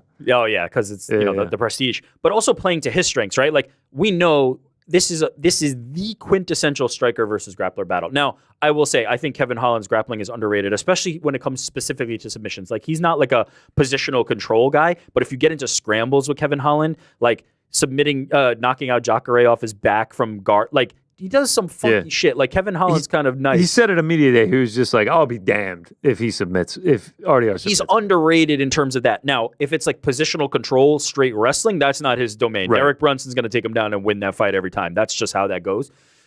I think there'll be some opportunities for Kevin Holland. I don't think it's like a wash, but you have to imagine the grappling edge goes to RDR and he's going to be able to control some certain positions. And on the feet, it's going to be one-way traffic. Kevin Holland's going to try and take his head off and might be able to. So I love the style matchup. I love the traditional kind of striker versus grappler of this. This is a nice little thing. If you can get it done, if you can show that your grappling is so good, if you're RDR, that like even a guy who's so good on the feet like Kevin Holland is, that you can get him down and you can submit him, okay, there's some viability here and we can kind of continue this run in the UFC and see where this goes. So I think this is great matchmaking. I love the fight. I'm a Kevin Holland stan. I will never apologize for being a Kevin Holland stan. And I'm excited about this one. Battle for the Dutch battle. What should we call it? Reinier de Ridder from the Netherlands. Okay. Kevin Holland fighting each other. We need a name for this one. We need a coin. You're for this going one. somewhere else with the Dutch side. Is there like another nickname for Holland, Netherlands, Dutch? The Dutch duel. Dutch duel's good. Nickname for Netherlands. I always get tripped up here. Nickname is obviously Holland. Yeah, no, I like that. You might be actually rebranding. The Netherlands officially dropped the nickname Holland as part of a rebranding effort to improve its international image. When was this? Wow, bad looks for Holland. I don't know. This is actually an AI overview. All right, yeah, the Dutch duel. That's what we're gonna have to call it. I didn't know where you were going with it. I like it quite a bit. It's very good. Yeah. All right, a country of many names, Kingdom of Netherlands. I'm getting too deep here into this one, but the Netherlands, Holland, the Low Countries, Benelux, the Benelux battle. Anyway, Kevin Holland, Reinier de Ridder. I am with you. I think it's going to be a fantastic one. Striker, grappler, and the level for me between the grappling of the two and the striking of the two, Kevin Holland is going to be able to succeed, especially after watching that GM3 one against Reinier de Ridder in the striking. I think he can have a lot of success there. Yeah. Main card, unbelievable. All 5 fights are just incredible. And then the featured prelim of the night. We get one of the rising stars that we talked to earlier this week. Last week, Peyton Talbot, undefeated, goes up against Hayuni Barcelos, who is a stiff competition. It's a nice step up, man. I mean, I know like he's had the losses and everything, losing to Umar Nurmagomedov by vicious knockout and everything like that. But he is a very nice stepping stone and an incredibly accomplished mixed martial artist. Like grew up in Brazil as like a wrestling champion, has unlimited belts to his name. Very accomplished. I think this is a great stepping stone for Peyton Talbot if he can come out victorious. Yeah, this is exactly the kind of progression you want to see for a Peyton Talbot to be facing. To see like, is he hitting the marks? Is he hitting the progression as one of these prospects that we really want to see fight for a title one day? I agree with you. I think this is a perfect one. Huge favorite though. Even though I was going to say minus 1,200. Do we agree? It's hard to argue with, right? Like I'll say this: I'm not putting money on the dog against Peyton Talbot until we see like somebody who's a ranked opponent probably. But he's a game opponent. I don't think this is just like a walkover. All right, if this tells you anything, right now Peyton Talbot is currently the best price that you can get on him is minus 1050. According to Tapology, Umar Nurmagomedov was minus 1,000 against him. So like they're putting some high stock, on the exact same range as Umar Nurmagomedov. I think he deserves that kind of respect, if I'm being honest. Like, he looks like an absolute killer. He looks like the real deal. Speaking of which, you alluded to this earlier, but we should mention uncrowned.com. Chuck Mindenhall wrote a tremendous article. He spoke to Peyton. He went to Peyton's Look at that house. artwork. Fantastic artwork. Yeah, I mean, shout out to the art department for that one. An incredible graphic. He spoke to Peyton. He spoke to the naked roommate of Peyton as well. Like, roommate just walked out butt ass naked. And Chuck's like, "What's up, man?" Yeah, it's a tremendous article. It's an incredible read. Sit down, nice cup of tea, read about it. Such a fascinating character, man. Fascinating character, fascinating writing by Chuck as well. It really is just it is a tremendous piece that I highly encourage you to read, especially before Saturday night, because we could see the beginning of the ascension of this star. Like if he wins on Saturday, we're only in January, especially if he makes it look easy. It's just like, all right, let's book a couple more in 2025. Let's start talking about breakout fight of the year. Right now he has everything you want, and sometimes we've seen guys who have everything you want and then it doesn't come to fruition. You don't fulfill that promise. If he fulfills the promise, we're off to the races, and it's going to be incredible. Let's make an agreement. Peyton Talbot, 9-0, 135er, wins. If Rinya Nakamura, 9-0, 135er, also wins, they just match each other up. Someone's always got to go. Traditionally, I don't love prospect versus prospect because, like, build them both up and then let them get there. I'm okay with it, but I would rather keep them away. I feel like Peyton's trajectory is more, accelerated. Than the speed, than Rinya's is for sure. Henry Barcelos is a little bit taller test than Muin Gafurov. It's absolutely. So yeah, that one's going to be fantastic. I can't wait for it. And then, in my opinion, the kicker off of the unbelievable 7-fight run is Jelton Almeida versus Sergey Spivak, and my guy Mahadinho getting back in there and has gotten a lot of hate since that Derek Lewis performance. Saw a lot of people cheering on his downfall against Curtis Blades. A lot of people. Bounces back against Alexander Romanov, gets the first round submission. I still think this dude is a contender at heavyweight. I think he can be a serious issue for a lot of these guys at 265. And honestly, the Curtis Blades performance, it was just like a mental error. It was just like he went for a takedown and then he didn't move while he was just getting rained elbows down on. I think if he can clean up some things, he can still be a serious player at heavyweight. You can be on a 3-fight skid and you're always 1 fight away from being a title contender at heavyweight. That is just the weakest, most shallow division that we can imagine. And he's a very talented grappler. There's holes in his game that I imagine he's been working on and trying to shore up. Curtis Blades exposed some of that. And it's not like we didn't know, right? Like, the grappling is the primary function. Against Derek Lewis, he was not able to finish the fight in that position where he was on top of him for 90% of that fight.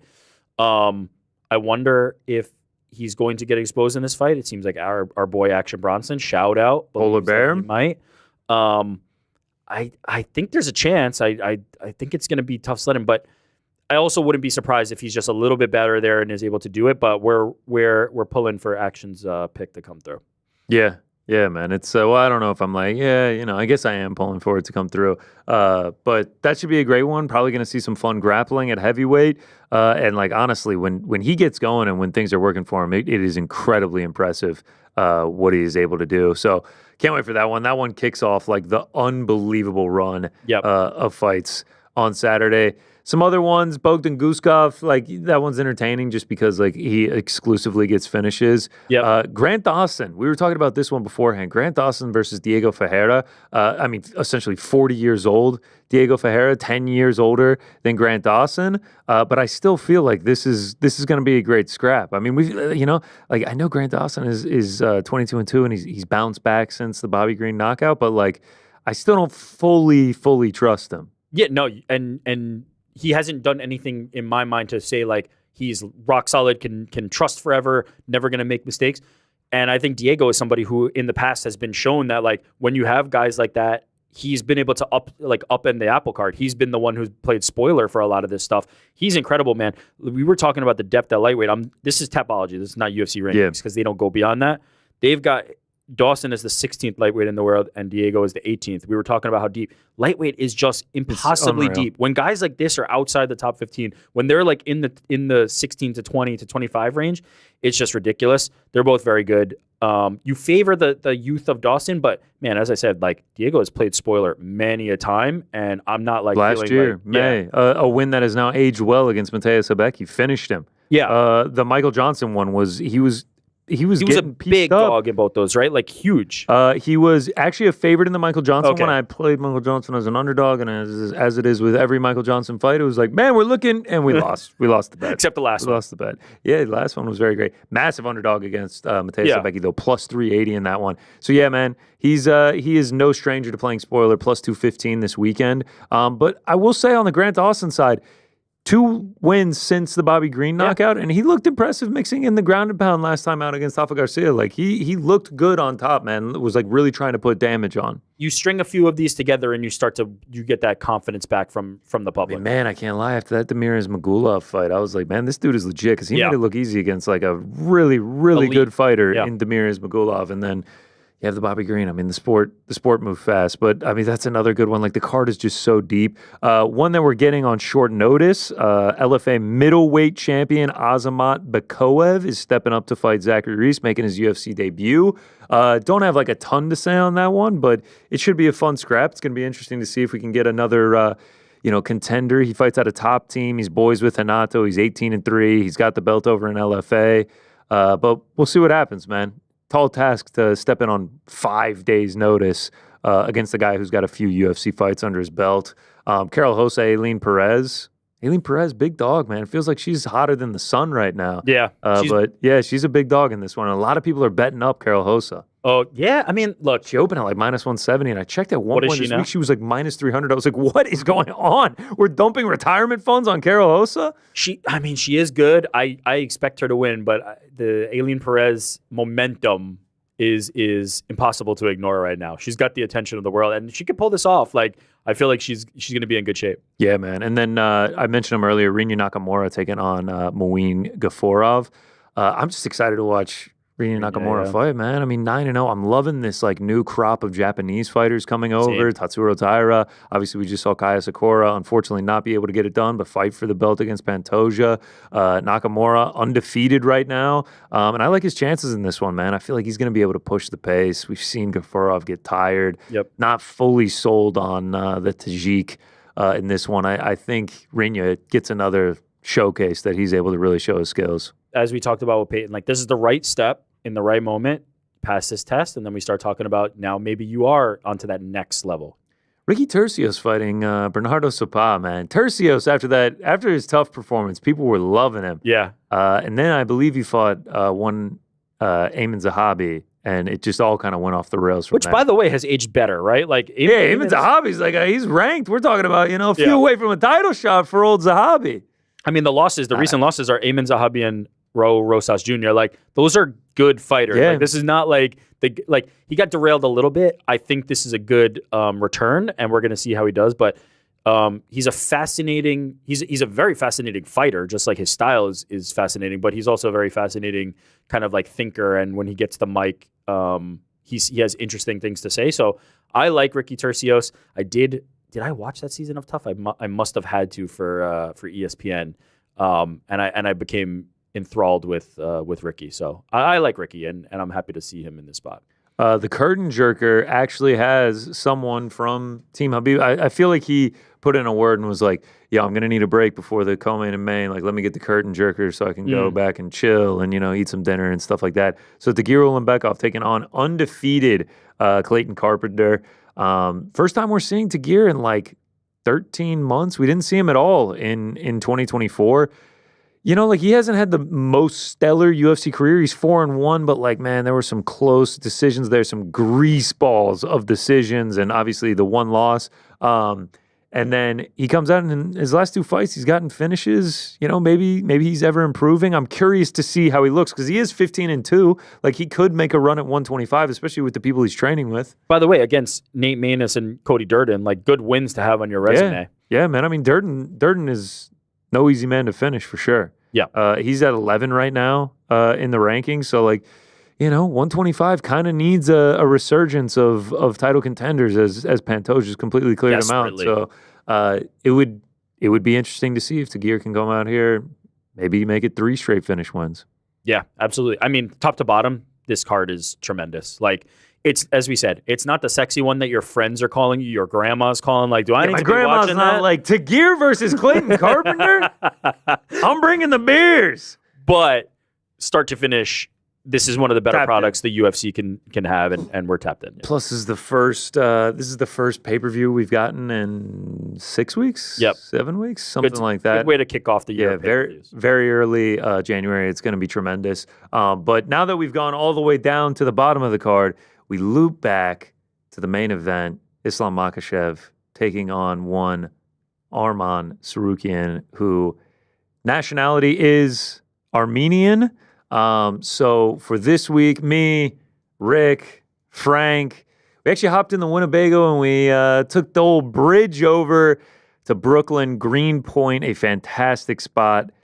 Cafe Little Armenia with our guy Chef Ararat. It was a fantastic meal. We can get into the details. Yeah, let's talk about it. But please enjoy Fight Feast episode 14 or something. All right, Frankie, we are back, but it is colder than hell here in New York City. Still got to do a Fight Feast. UFC 311 Fight Week, headlined by Islam Makhachev and Arman Tsarukyan. And I know what you want to say. LA, do the street tacos, do the yada yada. I'm sorry to report we're not going to be doing that. Had to use the Arman Tsarukyan title shot as an excuse to try a restaurant I have been dying to try. So we are here in Brooklyn at Chef Ararat's Cafe Little Armenia, the love letter to the culinary world. We're about to try authentic Armenian cuisine. I mean, look at this place. Hand painted on letters. Opens at 5:30. You get it right on a paper towel. He's going to let you know. Fight Feast episode 14. Cannot wait for this one. I hope it delivers. Let's go. All right, we're here. Little Armenia Cafe. Joined by Chef Ararat. This is going to be our guide through this Armenian meal. And first up, tabbouleh. This is my mom's tabbouleh recipe. When I was a kid, my sisters were already in school, and I spent the 3 to 4 still at home. And it was during that time that I was alone with my mom, and I always remember holding the bottom of her dress, walking around the kitchen with her, and whatever it was she would have to cook and make, and she would sit me on her lap. And so this is a salad that I literally, from 3-4 years old, remember watching my mom make. Mom's tabbouleh. You heard him explain everything. I don't need to say anything.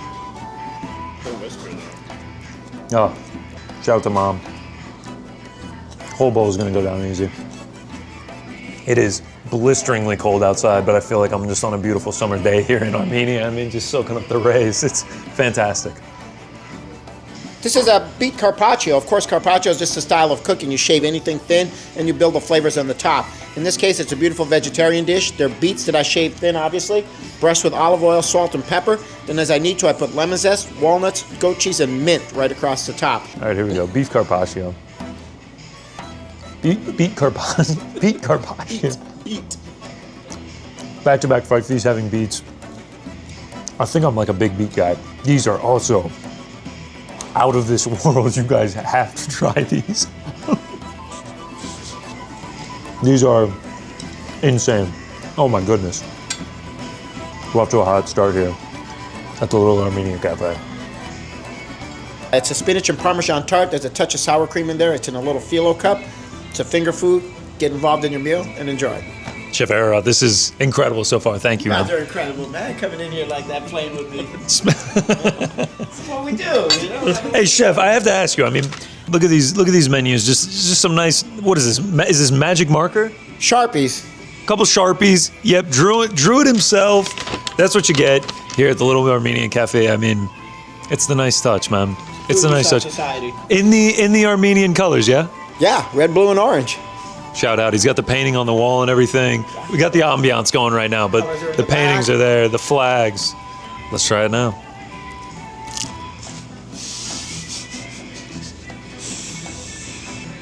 Yeah, Chef Ararat is on one right now. This is, we're 3 for 3. We are 3 for 3.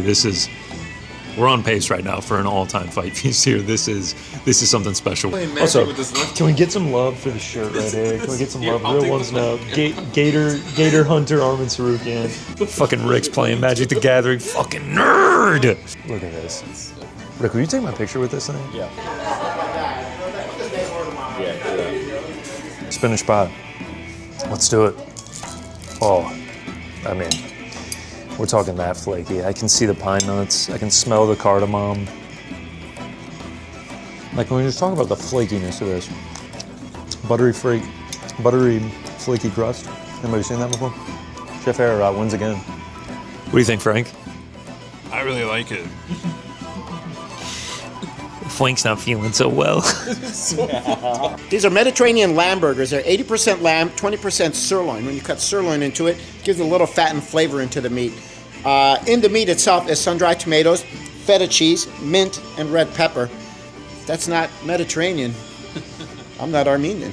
My friend Sophie Finkelstein, she's a filmmaker in the cities, and she teaches a filmmaking class on how to write and all kinds of different things like that. So I had this ground lamb I got from my butcher, and I was looking at it, trying to, it's like, that's where it hit me. I was like, make them little sliders. Here, put them on the bar, and, people were eating them, and she came over and was like, well, how come this is not on your menu? And I was like, I don't know, I made them for you guys. It's like, should it be? It should have been on there yesterday, and then she said, this is the only thing you should be selling right now, We'll be the judge on if it should have been on the menu yesterday.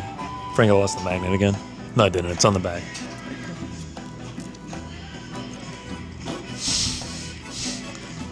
Boys, this is a special one. This is like 4 bites clean. Should have been on the menu yesterday. Should be the only thing he's selling. I mean, I'm not bullshitting y'all. This is, it's gone. Like, what did this last? Like 90 seconds? One more of those, Chef, thanks. That's it.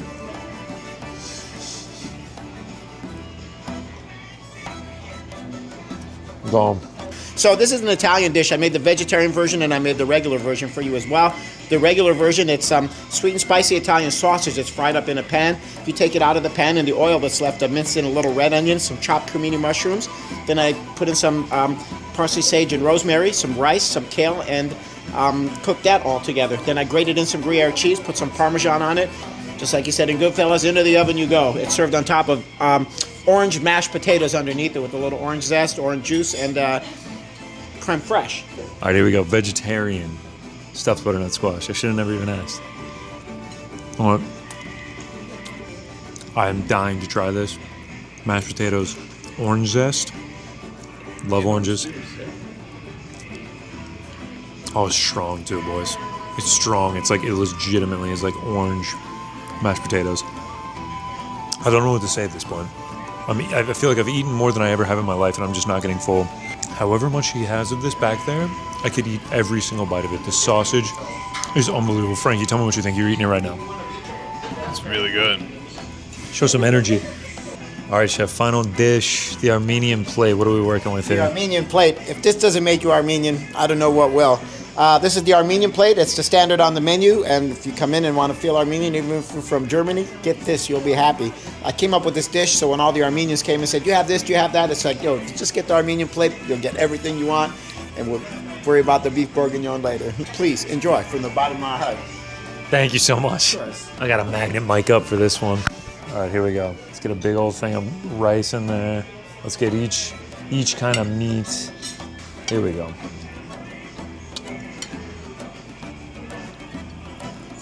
The Armenian plate. What a way to finish. Still got dessert. Unbelievable. Let me eat some onion. Let me eat some onion on here. Huh?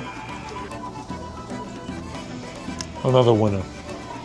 We cannot thank you enough for having us out here. Unbelievable. Armenian champagne, are you kidding me?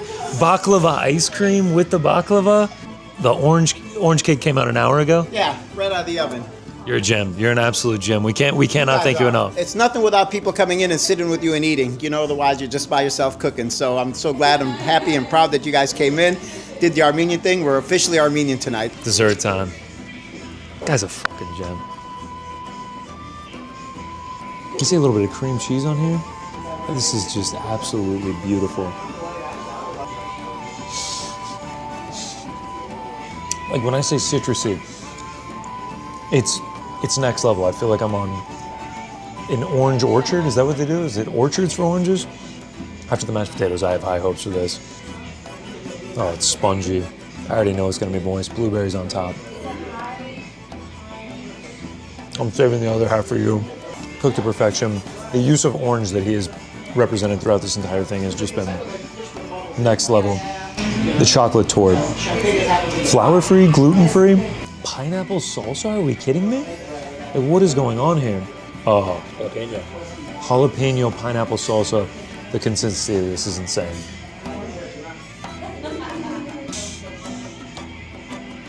Chocolate mousse, pineapple jalapeno salsa. This is next level. This is next level. The Bam Bam baklava ice cream. Rick, we have been here for 3 hours almost. We walked in here at 5:30. It is 8:25. We've been whining, we've been dining, we've been having an excellent time here. Can we just get a shot right there? He's just over there chilling with other people. This guy's the fucking man. This place is incredible. Baklava ice cream. I'm making a mess over here. Here we go. Let's just try it. Oh, yeah. Crispy, cinnamon. Ice cream is sub 28 degrees. It's the coldest ice cream I've ever had. Goes perfectly with the baklava. This man has fed us so well, it's not even funny. Let's go ahead and get some ice cream on top. Finish this off. Final bite of the meal. Cafe Little Armenia. What a blessing this has been. Cheers to Cafe Little Armenia. Cheers to Chef. What a night. Last thing I need from you, your countryman, Arman Tsarukyan, fighting for the UFC title next Saturday against Islam Makhachev. Give me your prediction for it. Arman, for sure. Are you kidding me? Get him for me, brother. Akbaris. Sirdat Ben, Sirdat Ujov. Mek çenk vakna, hiç pamen, çenk vakna. Açkat gahanem, Sirdat kudem. Amen. Inch worgasem menkening. Mek arachina menking. Chef Ararat, thank you so much for having us. We can't tell you how much we appreciate it, man. It's been an unbelievable time. Guys, thank you so much. Chef Ararat, absolute legend right here, man. We're getting it. Shout out to Chef Ararat, man.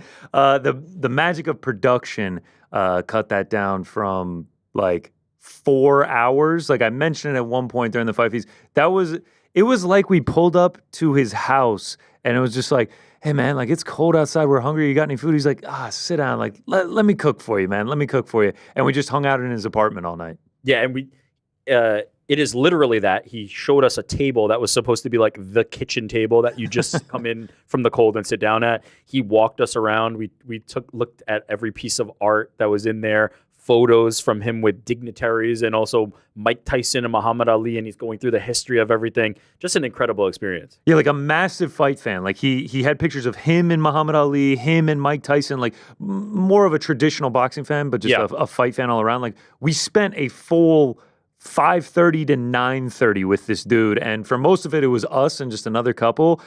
It was incredible. I can't recommend it enough. Greenpoint, Brooklyn is where it's at. Cafe Little Armenia. I got this shirt. I mean, look at this. I went to Cafe Little Armenia and all I got was this stupid shirt. It's actually a great shirt. Shout out. Unbelievable time. Frank loved it? Loved it, man. Yeah, I don't know. Definitely would go back. Frank was a little bit lukewarm. Lamburgers alone. Oh, little that was the greatest moment. I mean, like when they were like, it's mint mayo, I was like, get me out of here. Dude. My head hurts. I'm not feeling this. Then I saw you gobble it down. I'm like, oh, it might be onto something. And you remember, I wasn't waiting for you to finish this time. Yeah, like, that's you right. were like mid-bite. You're like, Frank, what do you think? And I don't normally do that, but I was like, look, like watching you gobble them down like inspired me. Worth every attempt, every bite was amazing. It was so good, man. And it was just like he was whipping it all up like as we were going along. Like there was a menu, but he was sort of like, I'm going to just cook for you guys. I'm going to just bring it all out. And the best part is, at the end, we were like, all right, Chef Ararat, how do we pay? He's just like, just pay me with a smile, man. We're like, we can't allow that. But still, just like the thought of him doing that. Just an unbelievable guy, unbelievable restaurant. Highly recommend you go. He is an unbelievable person. The food was unbelievable. The best part for me was sitting there watching you eat because we've done a few of these now. I was not in the previous era along with you and Frank. Now I'm getting to join these since we moved over here. And as you were eating each dish, you just like you take one bite and you just start laughing. And I was like, I know this is a banger because he's just he's so tickled by how good this is. There was so much, like, dude, the little spinach tart that was just like a thank you for us coming. The crunch on that, like, registered on the Richter scale. It was like, like I was like, damn, this is crazy. Like, and then the texture of that chocolate with the pineapple jalapeno sauce on it, I was just like, Dude knows what he's doing. He knows what What he's he's doing. Could not recommend enough. Go check it out. If you're ever in Brooklyn. if you're ever in New York, if you're ever in Greenpoint, Brooklyn, and you just want to have a dining experience that is Fuck that. You're in the tri-state Yeah, if you're area. anywhere, yeah, go yeah, go yeah. seek them out. yeah, Call Frank. it really was. It was just such a tremendous time. Look, going back and I like left on a high, and going too. back and getting to watch it again, I was just like, man, that was a really great time. It was incredible. Before we move on to bets and picks, yesterday we found out not only was my dream made going to Cafe Little Armenian and having such an unbelievable culinary experience, your dream was made because Conor Benn, Chris Eubank, locked and loaded, signed, sealed, delivered. We did it, boys. How many times I've seen you We did it. quote tweet some sort of boxing story thing about Conor Benn, Chris Eubanks stalled, the negotiations fell through, and just different meme. 2:30 a.m. Rick meme about like how like Chris Eubank and Conor Benn fell through. Now we've got it. Turkey Al Sheikh made it happen. April 20, It's the end of April. End of April, London, in front of a UK crowd. Explain to me, really, why you're so excited for this fight, why it's so special. I'm glad you teed it up that way because it is special. You know the story because when this was first trying to be booked, it was about the fathers, right? It was about Nigel Benn, Chris Eubank, and they were boxers who competed, and now they had sons who were getting into the sport, not getting into the sport, but established fighters in the sport who could settle their rivalry that was started many moons ago. It stalled when Conor Benn tested positive, and that whole saga that then ensued has led us to this point where now they have their own drama. The two athletes, the sons, have their own drama because of this test, because of the back and forth. There was a weight clause in that initial. Chris Eubank was going to have to lose a significant amount of weight to fight Conor Benn the first time. Now we have a different weight class. There's so much drama between them now. The father part becomes secondary when in the first fight, that was the drama. That was the thing that was selling it. So now you get the fight between the rivals that's tremendous already, and you get to fold in the elements of their fathers. The bad blood, the history, all this stuff that you talk about when you talk about some of these other rivalries is kind of bullshit when you compare it to this. When you compare it to when you've truly got some kind of blood, family lineage on the line, bragging rights between the fathers and the sons, it just takes it to a different level. You've got that in the UK. To the point that, and I'm talking about the level of this fight, to the point that British politics are raving about the fact that this fight was able to get made. I saw that this was tweeted out. I haven't seen the full video. I have to see it. Let's show the video, please. You're doing a This great week, job, Sam. we heard the announcement of the great fight between Conor Benn and Chris Eubank Jr. This is the best fight in British boxing and showcases what a fantastic sport is we have in the UK. Will the Secretary of State join me in wishing both fighters the best of luck and showcasing this brilliant fight across the world? Can I thank him for that and absolutely add my voice to his. I think there are certain sports in the UK, whether it's boxing, darts, snooker, that have been underrepresented in terms of government attention. We're determined that that's going to change because we know how much joy they bring to millions of people. Connor, so this is like Congress bringing this up? This is the equivalent of like Congress? That's crazy. That's crazy. The biggest fight in British boxing. Meanwhile, we're like on the verge potentially of Anthony Joshua and Tyson Fury. Like, this means so much to that region. Like, I'm just along for the ride. I'm a fan of what has happened here. I just love how their sports are that they boxing, feel they're darts, and snooker. Like those are like the underrepresented ones. Honestly, that's all I think of when I think of the UK is those three, and then soccer in addition to it. I guess rugby as well. But I just love that darts and boxing are just so massive over there. Such a crucial point of all this is the fact that it's happening in the UK. It had to. I know. Like, if it happened in Saudi, I would have been okay with it because, as I said, like the rivalry between them and between the fathers is such an important. And then you've even got the drama of Eubank Jr. and Eubank Sr. and Sr. seem to be moving toward like supporting Conor Benn, and now they're the whole thing is incredible. If you're not a fan of this, like you're not paying attention. This is what the drama, this is what the spectacle, this is what the story of combat sports is about, is having this this animosity, having this friction, this being at odds and settling it in the ring. I love this so much. I can't get enough of it. And anybody who knows. I want to say congratulations. You've really been banging I feel the like drum I for should this. get some kind of compensation in some way. You've been banging the drum for this for Lord knows how long. I think since 2022. It really is ridiculous. So the real question is, London, late April, will you be in attendance? Yeah, there's no way I'm missing this. I'll be there. You're going to be there. I got to be there.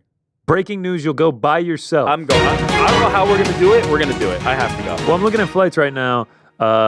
We can go Air France 578. This is if you take off the Thursday before, Sunday after, New York to London, a little Air Canada. You're looking at 600, 700. Looks like a great Frontier flight is actually. Oh, I don't know about that one. I don't know about that one. Exit row available. Nope. Pass. Too soon. Hard pass. Alaska, $900. They've been getting all this flack. Alaska, great airline. Shout out to Action Bronson yesterday for actually standing on business for old Alaska Airlines. And for just airline people being treated better on airlines in general. A branch of Delta. Who, being from Atlanta, I'm a Delta guy. So yeah, shout out to Alaska. So yeah, it looks doable. We'll figure it out. Looks doable. We will figure it out. I got to be there. Boys in the back, live from Eubank Ben. I mean, you got to get up to my level of excitement. You have to come along with me. I'm getting there. I'm not fully there yet, but I am getting there. So congratulations on that, man. I really am. I'm starting to look forward to it. I do feel like I deserve congratulations, if I'm being honest. I have been, as soon as it was rumored, 1,000 tags on social media. As soon as it was done, 1,000 tags on social media. I have become the Conor Benn versus Chris Eubank de facto advocate. Eddie Hearn is out here being the mouthpiece for this. I feel like I have done as much, if not more. So you're welcome, world. I'm glad I was able to do. Actually, let's be honest. Shout out Turkey Al Sheikh. Turkey just seems gets to be done, making these fights. Picture of Ryan Garcia signing something last night. And Yes. He's just like, beep. He's just like, yep, get ready, man. We got big news coming. Yeah, he's just making all the fights in boxing right now. Incredible. So yeah, congratulations to you. Shout out to him. All right, let's make some picks. Let's do it. Still dark on the Juliana Pena front. Champs does what the champ wants. She'll get to it. She'll get to it. She's busy in the new year, I guess. So we do have a fill-in. If you were watching the show yesterday, Action Bronson gave out a selection for his inaugural pick in the Parlay Pals. I think it's just a one-time thing, swooped in. No, he said he's in for good. No, I think he was saying, win or lose, I'm already a member of the Parlay Pals. Oh, I see. He's de facto. He's in the cult. Okay, he doesn't need to prove himself at all. He's already in it. But man, he's swinging for the fences with this one. Sergey Spivak plus 360 is his selection. Shout out to Polar Bear. Oh, well, shout out to him, but also shout out to the legend Action Bronson. I mean, what a spot in studio yesterday. Can we just talk about how Action Bronson-esque it is that the guy he's a big fan of is Sergey the Polar Bear Spivak, and he's like, plus 360, take that shit to the bank. People don't. I've tried to express this every time I talk about this. People don't understand. Action Bronson is 1% of 1% of 1% of 1% of 1% of combat sports fans. This man consumes every single thing that is happening in combat sports. There is nothing that he hasn't seen, whether it be the fights themselves, whether it be the shoulder content. He's thinking about, this man lives and breathes it to a degree that nobody else does. Shout out to the absolute legend, Action Bronson. All right, so I'm feeling a little bit inspired. I think he's going plus 360. I think we all go dog picks. And I love it. Swing for the fences and try to get the retirement fun. Frankie, you in? Dogs? Dogs only? Absolutely. Dogs barking? All right, brother, you lead the way. Okay, here's the randomizer. Beep, boop, boop, boop, boop. It's I was just going to let you lead the way, man. No randomizer needed. I'm going with Yuri. We're all going dogs. I don't know what you guys are doing. Nice. I had this locked in before. Also, by the way, sorry to cut you off, Frank, but we're just getting a shot of Jordan for the first time. Shout out to Jordan. Oh, yeah. Who served Action Bronson matzo ball soup. Now that's he's just here. It's just another day. I feel like the sun just started shining in there. Yeah, I put my flashlight so we could see you literally have the flashlight on. He's not. Look at that. He shied away from the spotlight on this. But if I was in that position, if I was good enough on the stove, if I was good enough to cook that, and I brought that to Action Bronson, and he gave it the rave reviews that he did, I'd be over everybody on earth would know that. I'd have that stapled to my chest. Only member of the team to have it. I can agree with Action. That congrats. Amazing. Yeah. Congrats, Frank. I still don't think Ariel had it. I'm glad that you were able to have it, man. I'm glad. So tasty. Yeah. Sure. But yeah, shout out to Jordan. Yuri Prohashka, though. Shout out. You can go second, man. Yeah. there's quite a few dogs, but the one that sticks in my mind, and maybe it's just too maybe I'm falling into a trap because it feels so obvious to me, is Merab. I'm gonna go Merab. Like it may end up looking stupid, but to get the dominant champion who is such an impossible puzzle to solve at that price, I'm going Merab. Merab plus 230 right now, which brings us to plus 3,099. Wait, are you serious? I'm going to bring us home in a big way because I'm also going to be taking a dog. I am going to go with one Zachary Reese, plus 180. He's already got a few UFC fights under his belt. He's got UFC wins under his belt, and he's getting a guy in Azamat Bakov who is making a short notice debut to the promotion. You know, I know he's an LFA champ, but man, you're getting Zachary Reese, 5 inches of height, 5 inches of reach, UFC experience, had a fight planned. Azamat's coming in on short notice. Plus 180 on that. I just got to pull the trigger on it. And that brings us to the plump odds of plus 8,995. If this one hits, we retire. If this one hits, there's the graphic for it. If this one hits, we retire. I'm in. It. Bon voyage. We sail off into the sunset. How about the picture of action? Yeah, looks hard. Actually, in every picture he takes, it looks hard. Powered by that Sergey Spivak pick. We're going to bring this home. Sergey Spivak will shoot, even though I'm cheering for Jailton Almeida. Well, I mean, I guess I'm not now because Sergey Spivak's in the Parlay Pals, but if Sergey Spivak wins, he will quickly become one of my favorite fighters. I'm going to need a polar bear shirt, like a shirt with like him and just polar bears. We'll just do like Spivak fan page content. Like just become Spivak fan. Yeah, exactly. I'm 100% with you. All right. Though that is the Parlay Pals biggest odds ever. By far, like it's not even close. Biggest odds we've ever had, and is it gonna hit? Probably not, but if it does, it will be legendary. It will absolutely be legendary. All right, let's go to my picks real quick. I got 4 straights, 4 parlays for you. First up, I just took him in the Parlay Pals. Zachary Reese plus 180. You're giving me a guy with UFC experience. Give me a guy with size advantage. You give me a guy who's got wins in the UFC under his belt, who had a fight planned. Everything that I just said.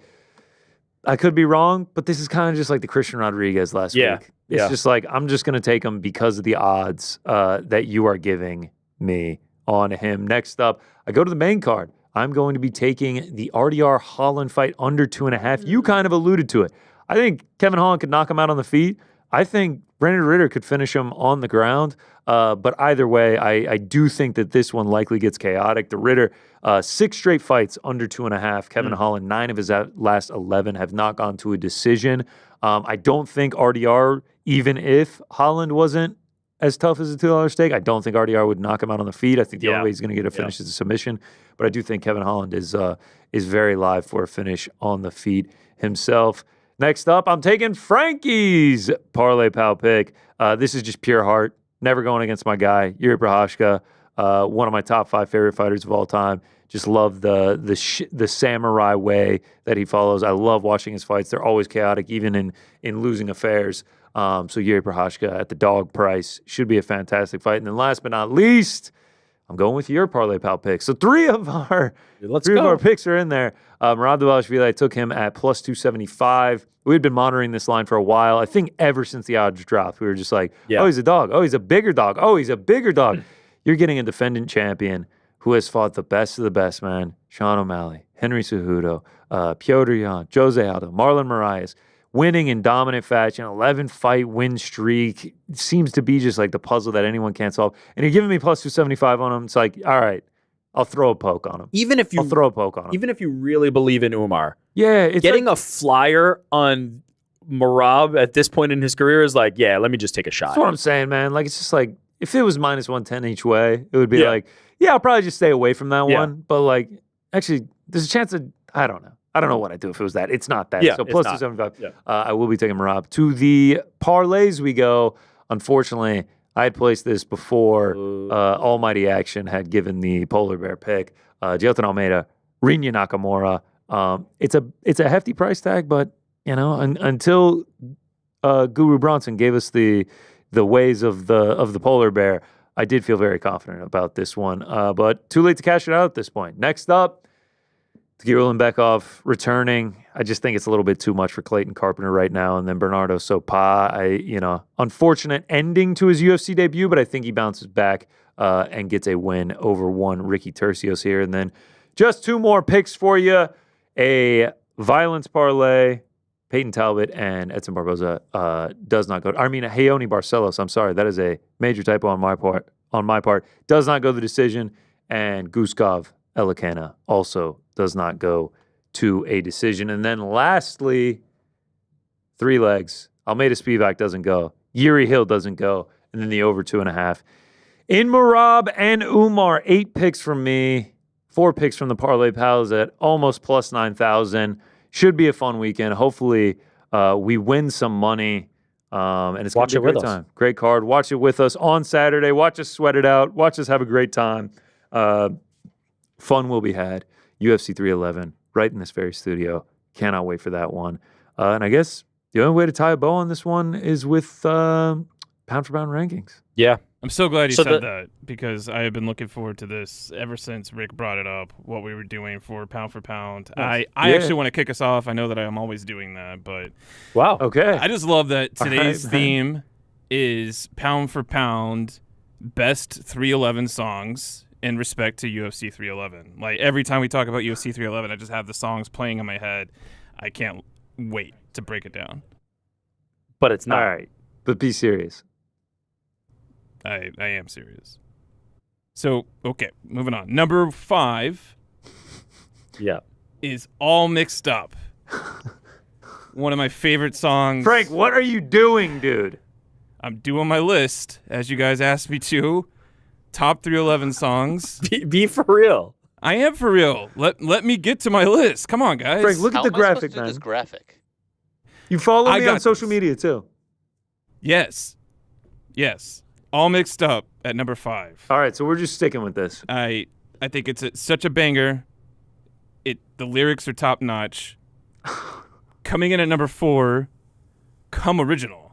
Oh my God, this is probably it's a great message as well, because like 311 is trying to tell. But we don't even have graphics. What is going? Would you guys let me do my list? Okay. Ridiculous. I've never fucking heard any of these songs, Frank. Come Original is a great message to all artists about having originality, and it's funny coming from 311 because not only are they original, they were so original. Like, once they got the formula down, they just kept doing it over and over again. Right. At number 3, we have Amber. Oh, I do know that one. Yeah. Amber is the kind of Yeah, there we go. Yeah, energy. it's probably on your list as number 1 then, right? No, why are we still even entertaining this? Oh, man. Look, if you've seen 50 First Dates, then you know why Amber is such a great track. It's just like, how do you not hear it and immediately get, mentally transported to Hawaii, right, Rick? Like, you love Hawaii, Amber. Think he's gonna have like an actual answer anywhere on the list? Coming in at number 4, all-time banger, Down. Oh my God, best lyrics Never ever. heard it. Yeah, I've never heard you've it. never heard Down. I mean, I remember on the playground in elementary school, friends would actually quote this song left and right. Amazing. And honestly, I wanted it to be my number 1, probably like you guys did, but I had to make room for my number 1 being Love Song. Now, little caveat here, as I always like to have. There's nothing on the list. Love Song is actually a cover of a song from The Cure. So one would argue it's not really 311, but they did such a good job. Like, probably one of the best covers I've heard outside of War Pigs by Faith No More.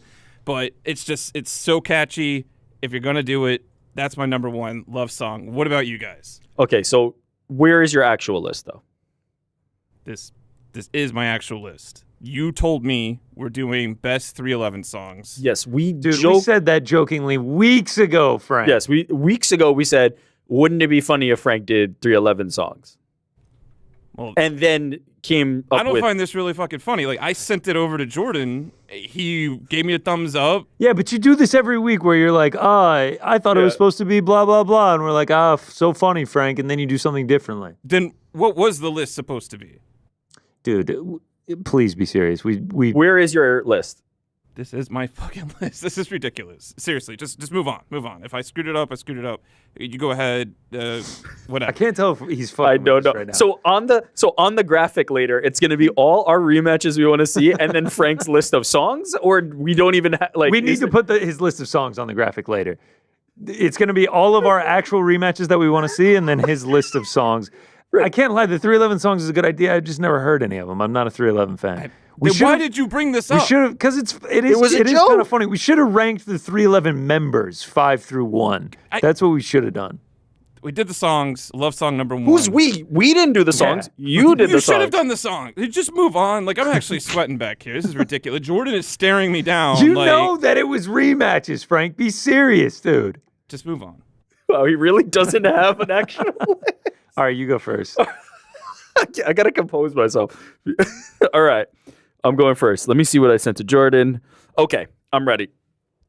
I think it's we need to stop down at this moment and be like, okay, the actual list was... The actual list is rematches we must see. That we must see. Which I was just about to tee up before Frank jumped in.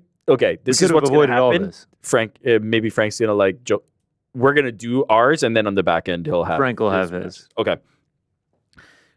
Number 5. Okay, so also important to note, 3 fights, and then we had 2 wild cards. That was kind of the stipulation. We've done this before. We had wild cards on our athletes turned fighters list, or people we'd like to see fight. So 3 real combat sports, and then 2 wild cards. My number 5 is a wild card. West versus Derek K. West versus Derek K from the challenge. I was just about to say, what is this, the fucking challenge? Epic pole wrestle. If you haven't seen it, hit the YouTube right now. This is the aftermath of these 2 men after the pole wrestle. Pole wrestle, for those that are uninitiated, is I am uninitiated. 2 men standing in the middle, or women standing in the middle. You both have grip on one singular pole, and whoever wrestles the pole away from the other one first wins. It is jiu-jitsu, wrestling, it's everything. You just holding onto this pole. If whoever lets go loses, and whoever holds it wins. I think this, and part of my list was I wanted these to be realistic, that these matchups could happen again, that these rematches could happen down the line. I could definitely see a Wes versus Derek on All Stars. Also, shout out to Derek. He's a huge combat sports fan. He runs Challenge Mania Pod. He's amazing. Derek K. I could have put Derek K versus Joss on here too. Shout out to my challenge heads. But I didn't. Number 5, Wes versus Derek K. I would love to see it. Okay. Number 4, back to the real combat sports world. Sean O'Malley versus Piotr Jan. Absolute need for me. 5 rounds. 5-round fight between these two is a desire for me in 2022 to such a high degree. I feel though we might not get it just because, as you said earlier in the show, Dana White is kind of earmarked Sean O'Malley for a title fight, and where does that put Jan? If I don't get this, I'm going to be upset. I need Sean O'Malley versus Jan in a 5-round fight. I have to have this. This is on my list. I need this fight. Number 3, Max Holloway versus Dustin Poirier. Number 1 was a banger to the craziest degree, and I need to see this again. I need to see another one where these two are scrapping. Number 2 was a banger to the highest degree. Number 1 was a finish by Dustin. They've fought twice. I need one more of these. I need the completion of this. Dustin Poirier, Max Holloway. They're at the right point in their careers. I feel like I could get one more of these, and it would be absolutely incredible.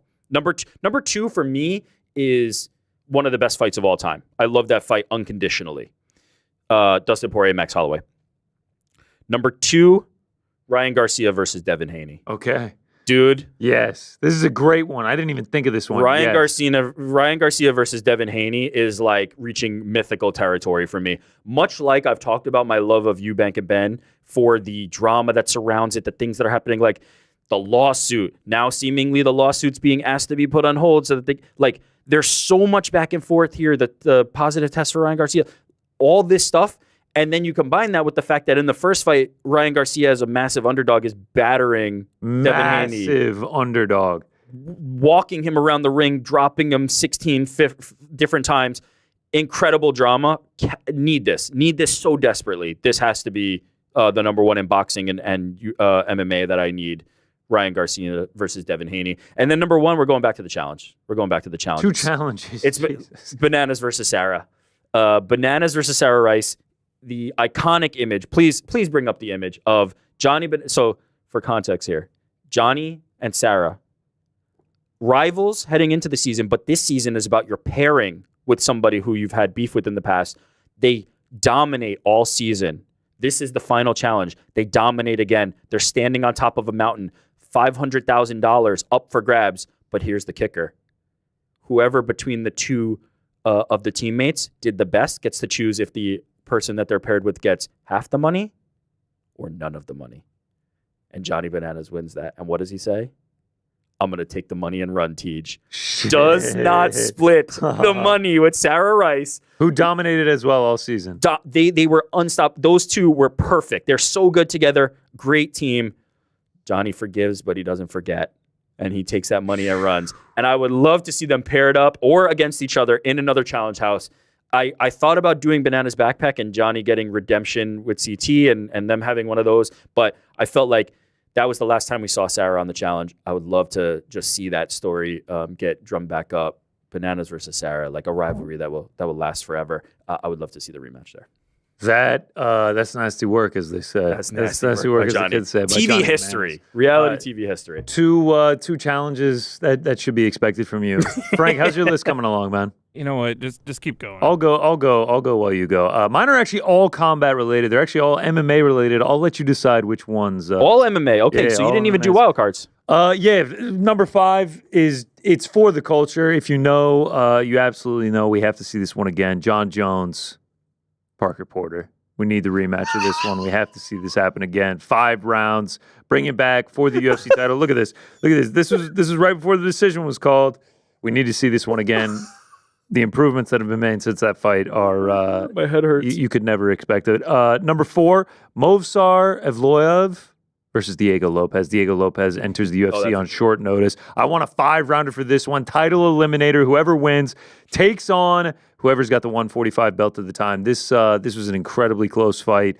Diego Lopez stepping in on short notice, putting on a very good performance. Almost finished Movsar at some point, but with the ascension that he's had since then, I really would like to see that one again. Number 3, Tony Ferguson versus the TV cable. We need another shot. We need redemption. He has to prove himself.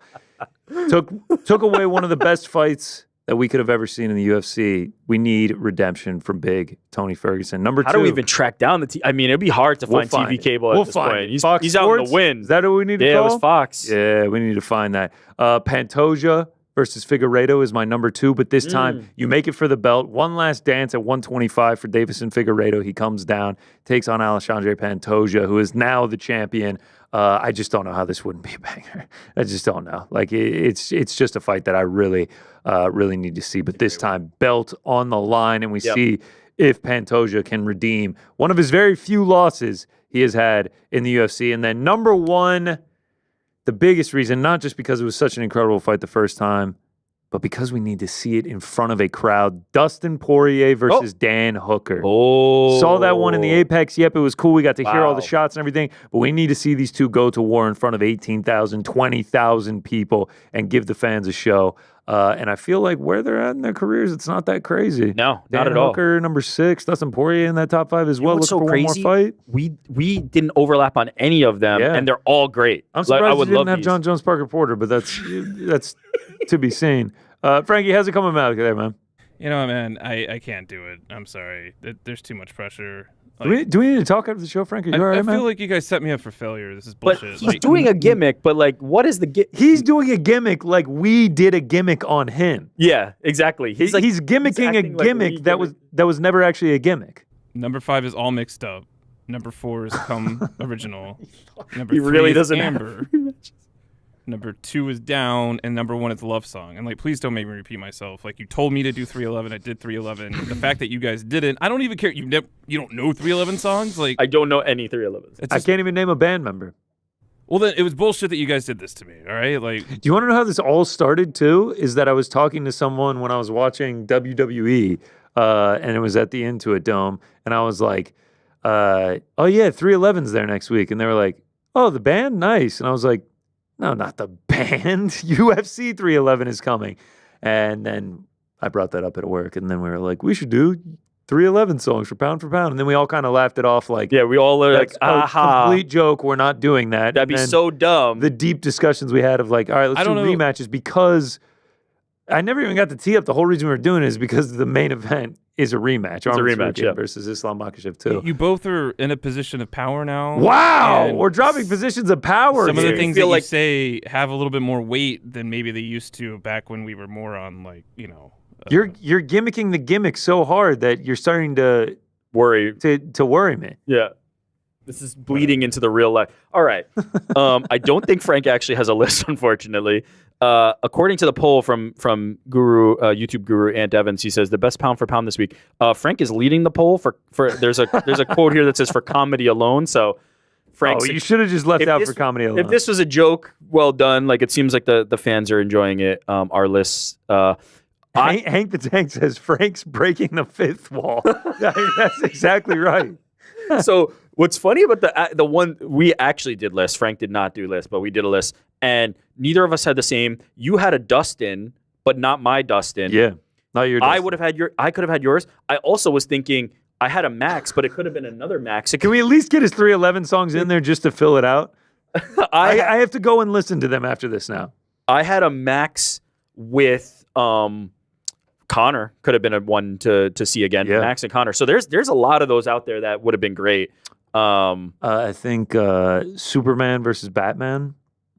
Did anyone die in that one? It feels like we've seen that 1,000 times, though, is my thing. Goku versus Didn't Beerus. He bring someone back from the dead in Superman versus Batman? Superman has come back from the dead before. Frank. Goku versus Beerus. Frank versus this list. Ash Ketchum versus Mewtwo. Frank Alien versus this Predator. list. That would have been great. That would be a rematch for a future date. Frank versus Alien versus Predator. But didn't they do Alien versus Predator too? But they need just one xenomorph, one of the Predator. I thought you were going to give us another 311 song on the back of that. Can we just move on from that? I actually hope you just start talking in 311 songs. You only talk in 311 songs. Chill. Wow, the comments are fantastic. Dude's getting zero sleep tonight. This is no gimmick from Frank. Frank's lucky Ariel isn't there. Helwani boxing would be on full display. Is this just kayfabe? Wow. Oh, Frank, you've really outdone yourself. You know what's crazy? We had that stretch where it was like, yo, is Frank like the best at this? Like Frank had like 3 lists in a row where it was like, oh baby, Frank's on fire. Like I don't know if I can even keep up with Frank. Then it's just been like downhill. As soon as the new year turned, it was just like Frank lost the plot. Yeah. Honestly, Frank, don't stay home, man. You're gonna get it. Are these titles? I'll be here a while, man. I love how we just keep joking. Frank's keeping this joke going till the city's on fire. This list is just I don't know any 311 songs because you could just be saying nothing too much to think.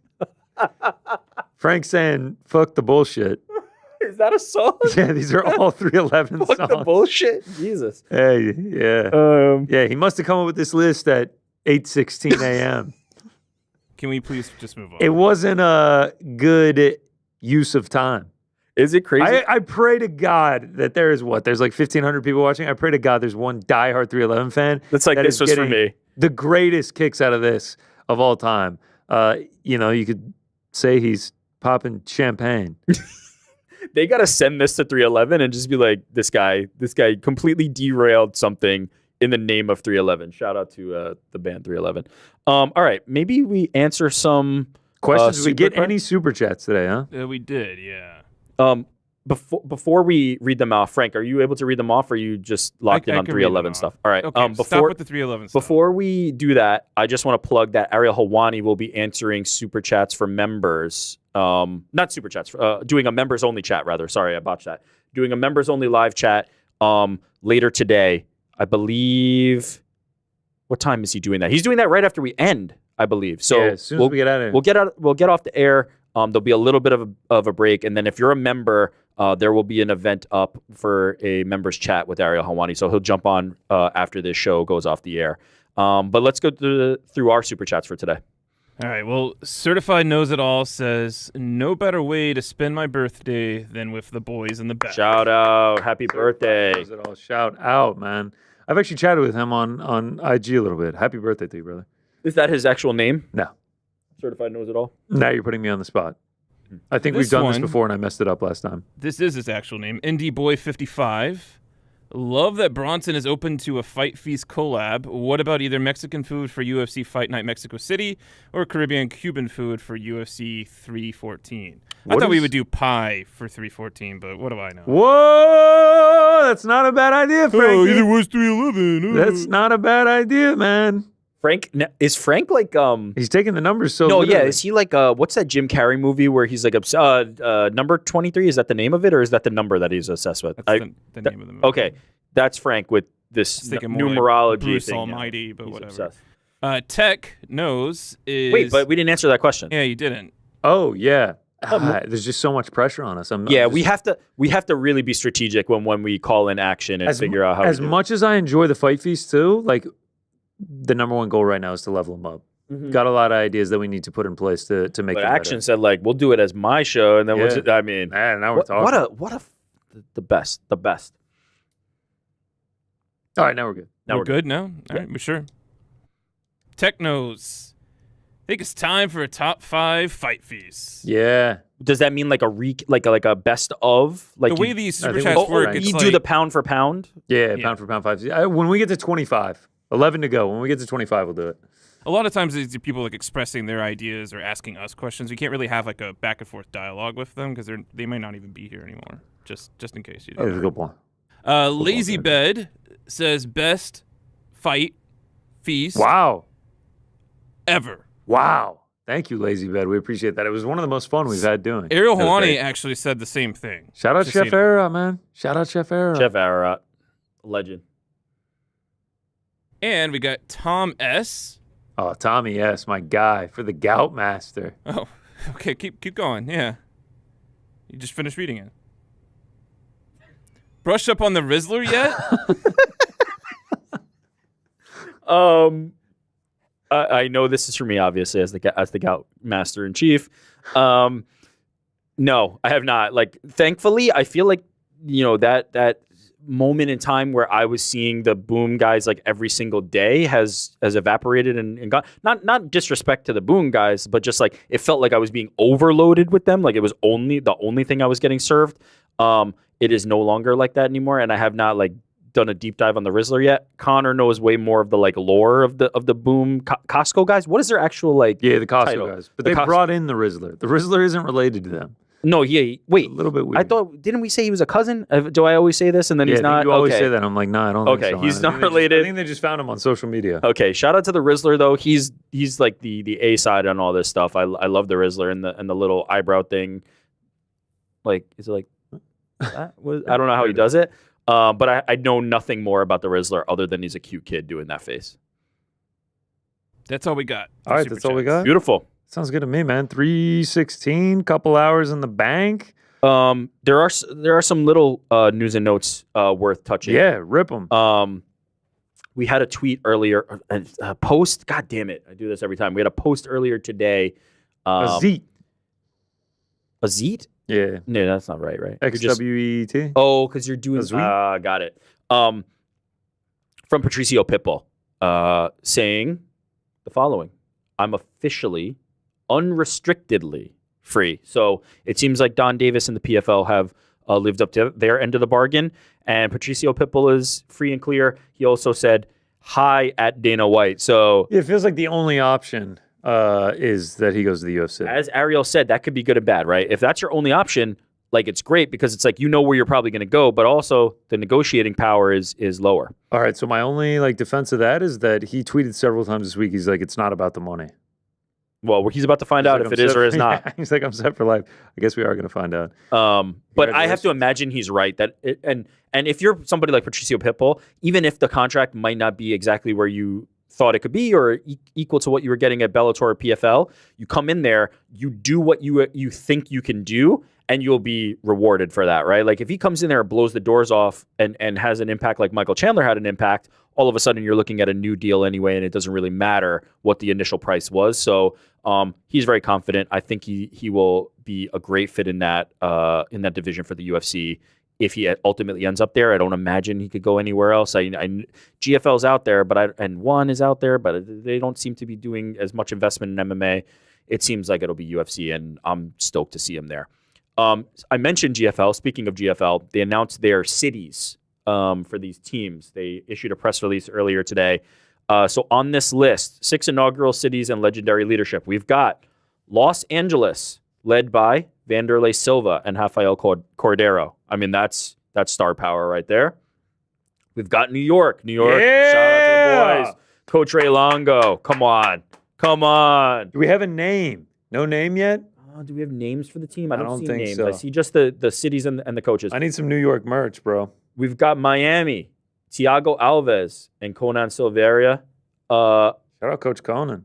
Sao Paulo, Lyoto Machida and Andre Pederneiras. I mean, they've got some fucking heavy hitters on this names, thing, bro. London, Luke Barnett and Carl Prince. Sure. And Dubai, Cain Velasquez and Javier Mendez. Why? I don't know why Dubai necessarily. How about that, man? It's the rising fight capital of the world. Dubai brings a global prestige to the league, man. But what is Cain and Javier's connection? 2 legends with a proven track record. They had to put them somewhere. I love how you were just like so clinically like dissecting that based on the info in the press release. I just need the name of the New York squad, and I need a hat, and I need a shirt. We need the swag. We need the swag for that. Shout out Ray Longo leading the troops. I'm down. Some big names, some great coaches attached to that. I'm like low key kind of excited for the draft. Yeah, I'm excited for the draft too. Like, it's one of those things. Again, we've talked about this, and Helwani's talked about this. We don't know how this is ultimately going to go. We don't know what this is going to look like. We don't know what this league is ultimately going to amount to. But there's some steps along the way here that are just going to be fascinating to see from an outside perspective, something new being done in MMA. Let's see how this ultimately goes. And then down the line, we can kind of have the analysis of successful, not successful. But we're in the early days. They've got some great cities, some great coaches. Does the team format work? All that stuff we can push to a later date. But interesting from the GFL. They got so many big names. If we're going to be able to watch it for free or inexpensive costs, I'm interested. I'm interested to see what happens, man. Same. All right. Is that all the house cleaning? I think that's it. All right. 3 hours and 21 minutes? Nope, I lied. 2 hours and 21 minutes. Wow. UFC 311. Half our meal at we just beginning Cafe Little Armenia. At Cafe Little Armenia. Shout out to Chef Arad Rawi. Shout out to Ben Folks for joining us. Yes, thank you to Ben Folks. Shout out to 311. You now have Frank's had top five 311 songs all time. 311 preview in the books. So excited. Can't wait. Join us Saturday, watch party. Pizza tomorrow. Ben Folks on the program for the crack. Please. And if you're a member, stay here. Ariel member chat. And I think that's it, man. Yeah. Just 311 is going to be sick. Enjoy the fights this weekend, and we'll see you on Saturday. How's that sound?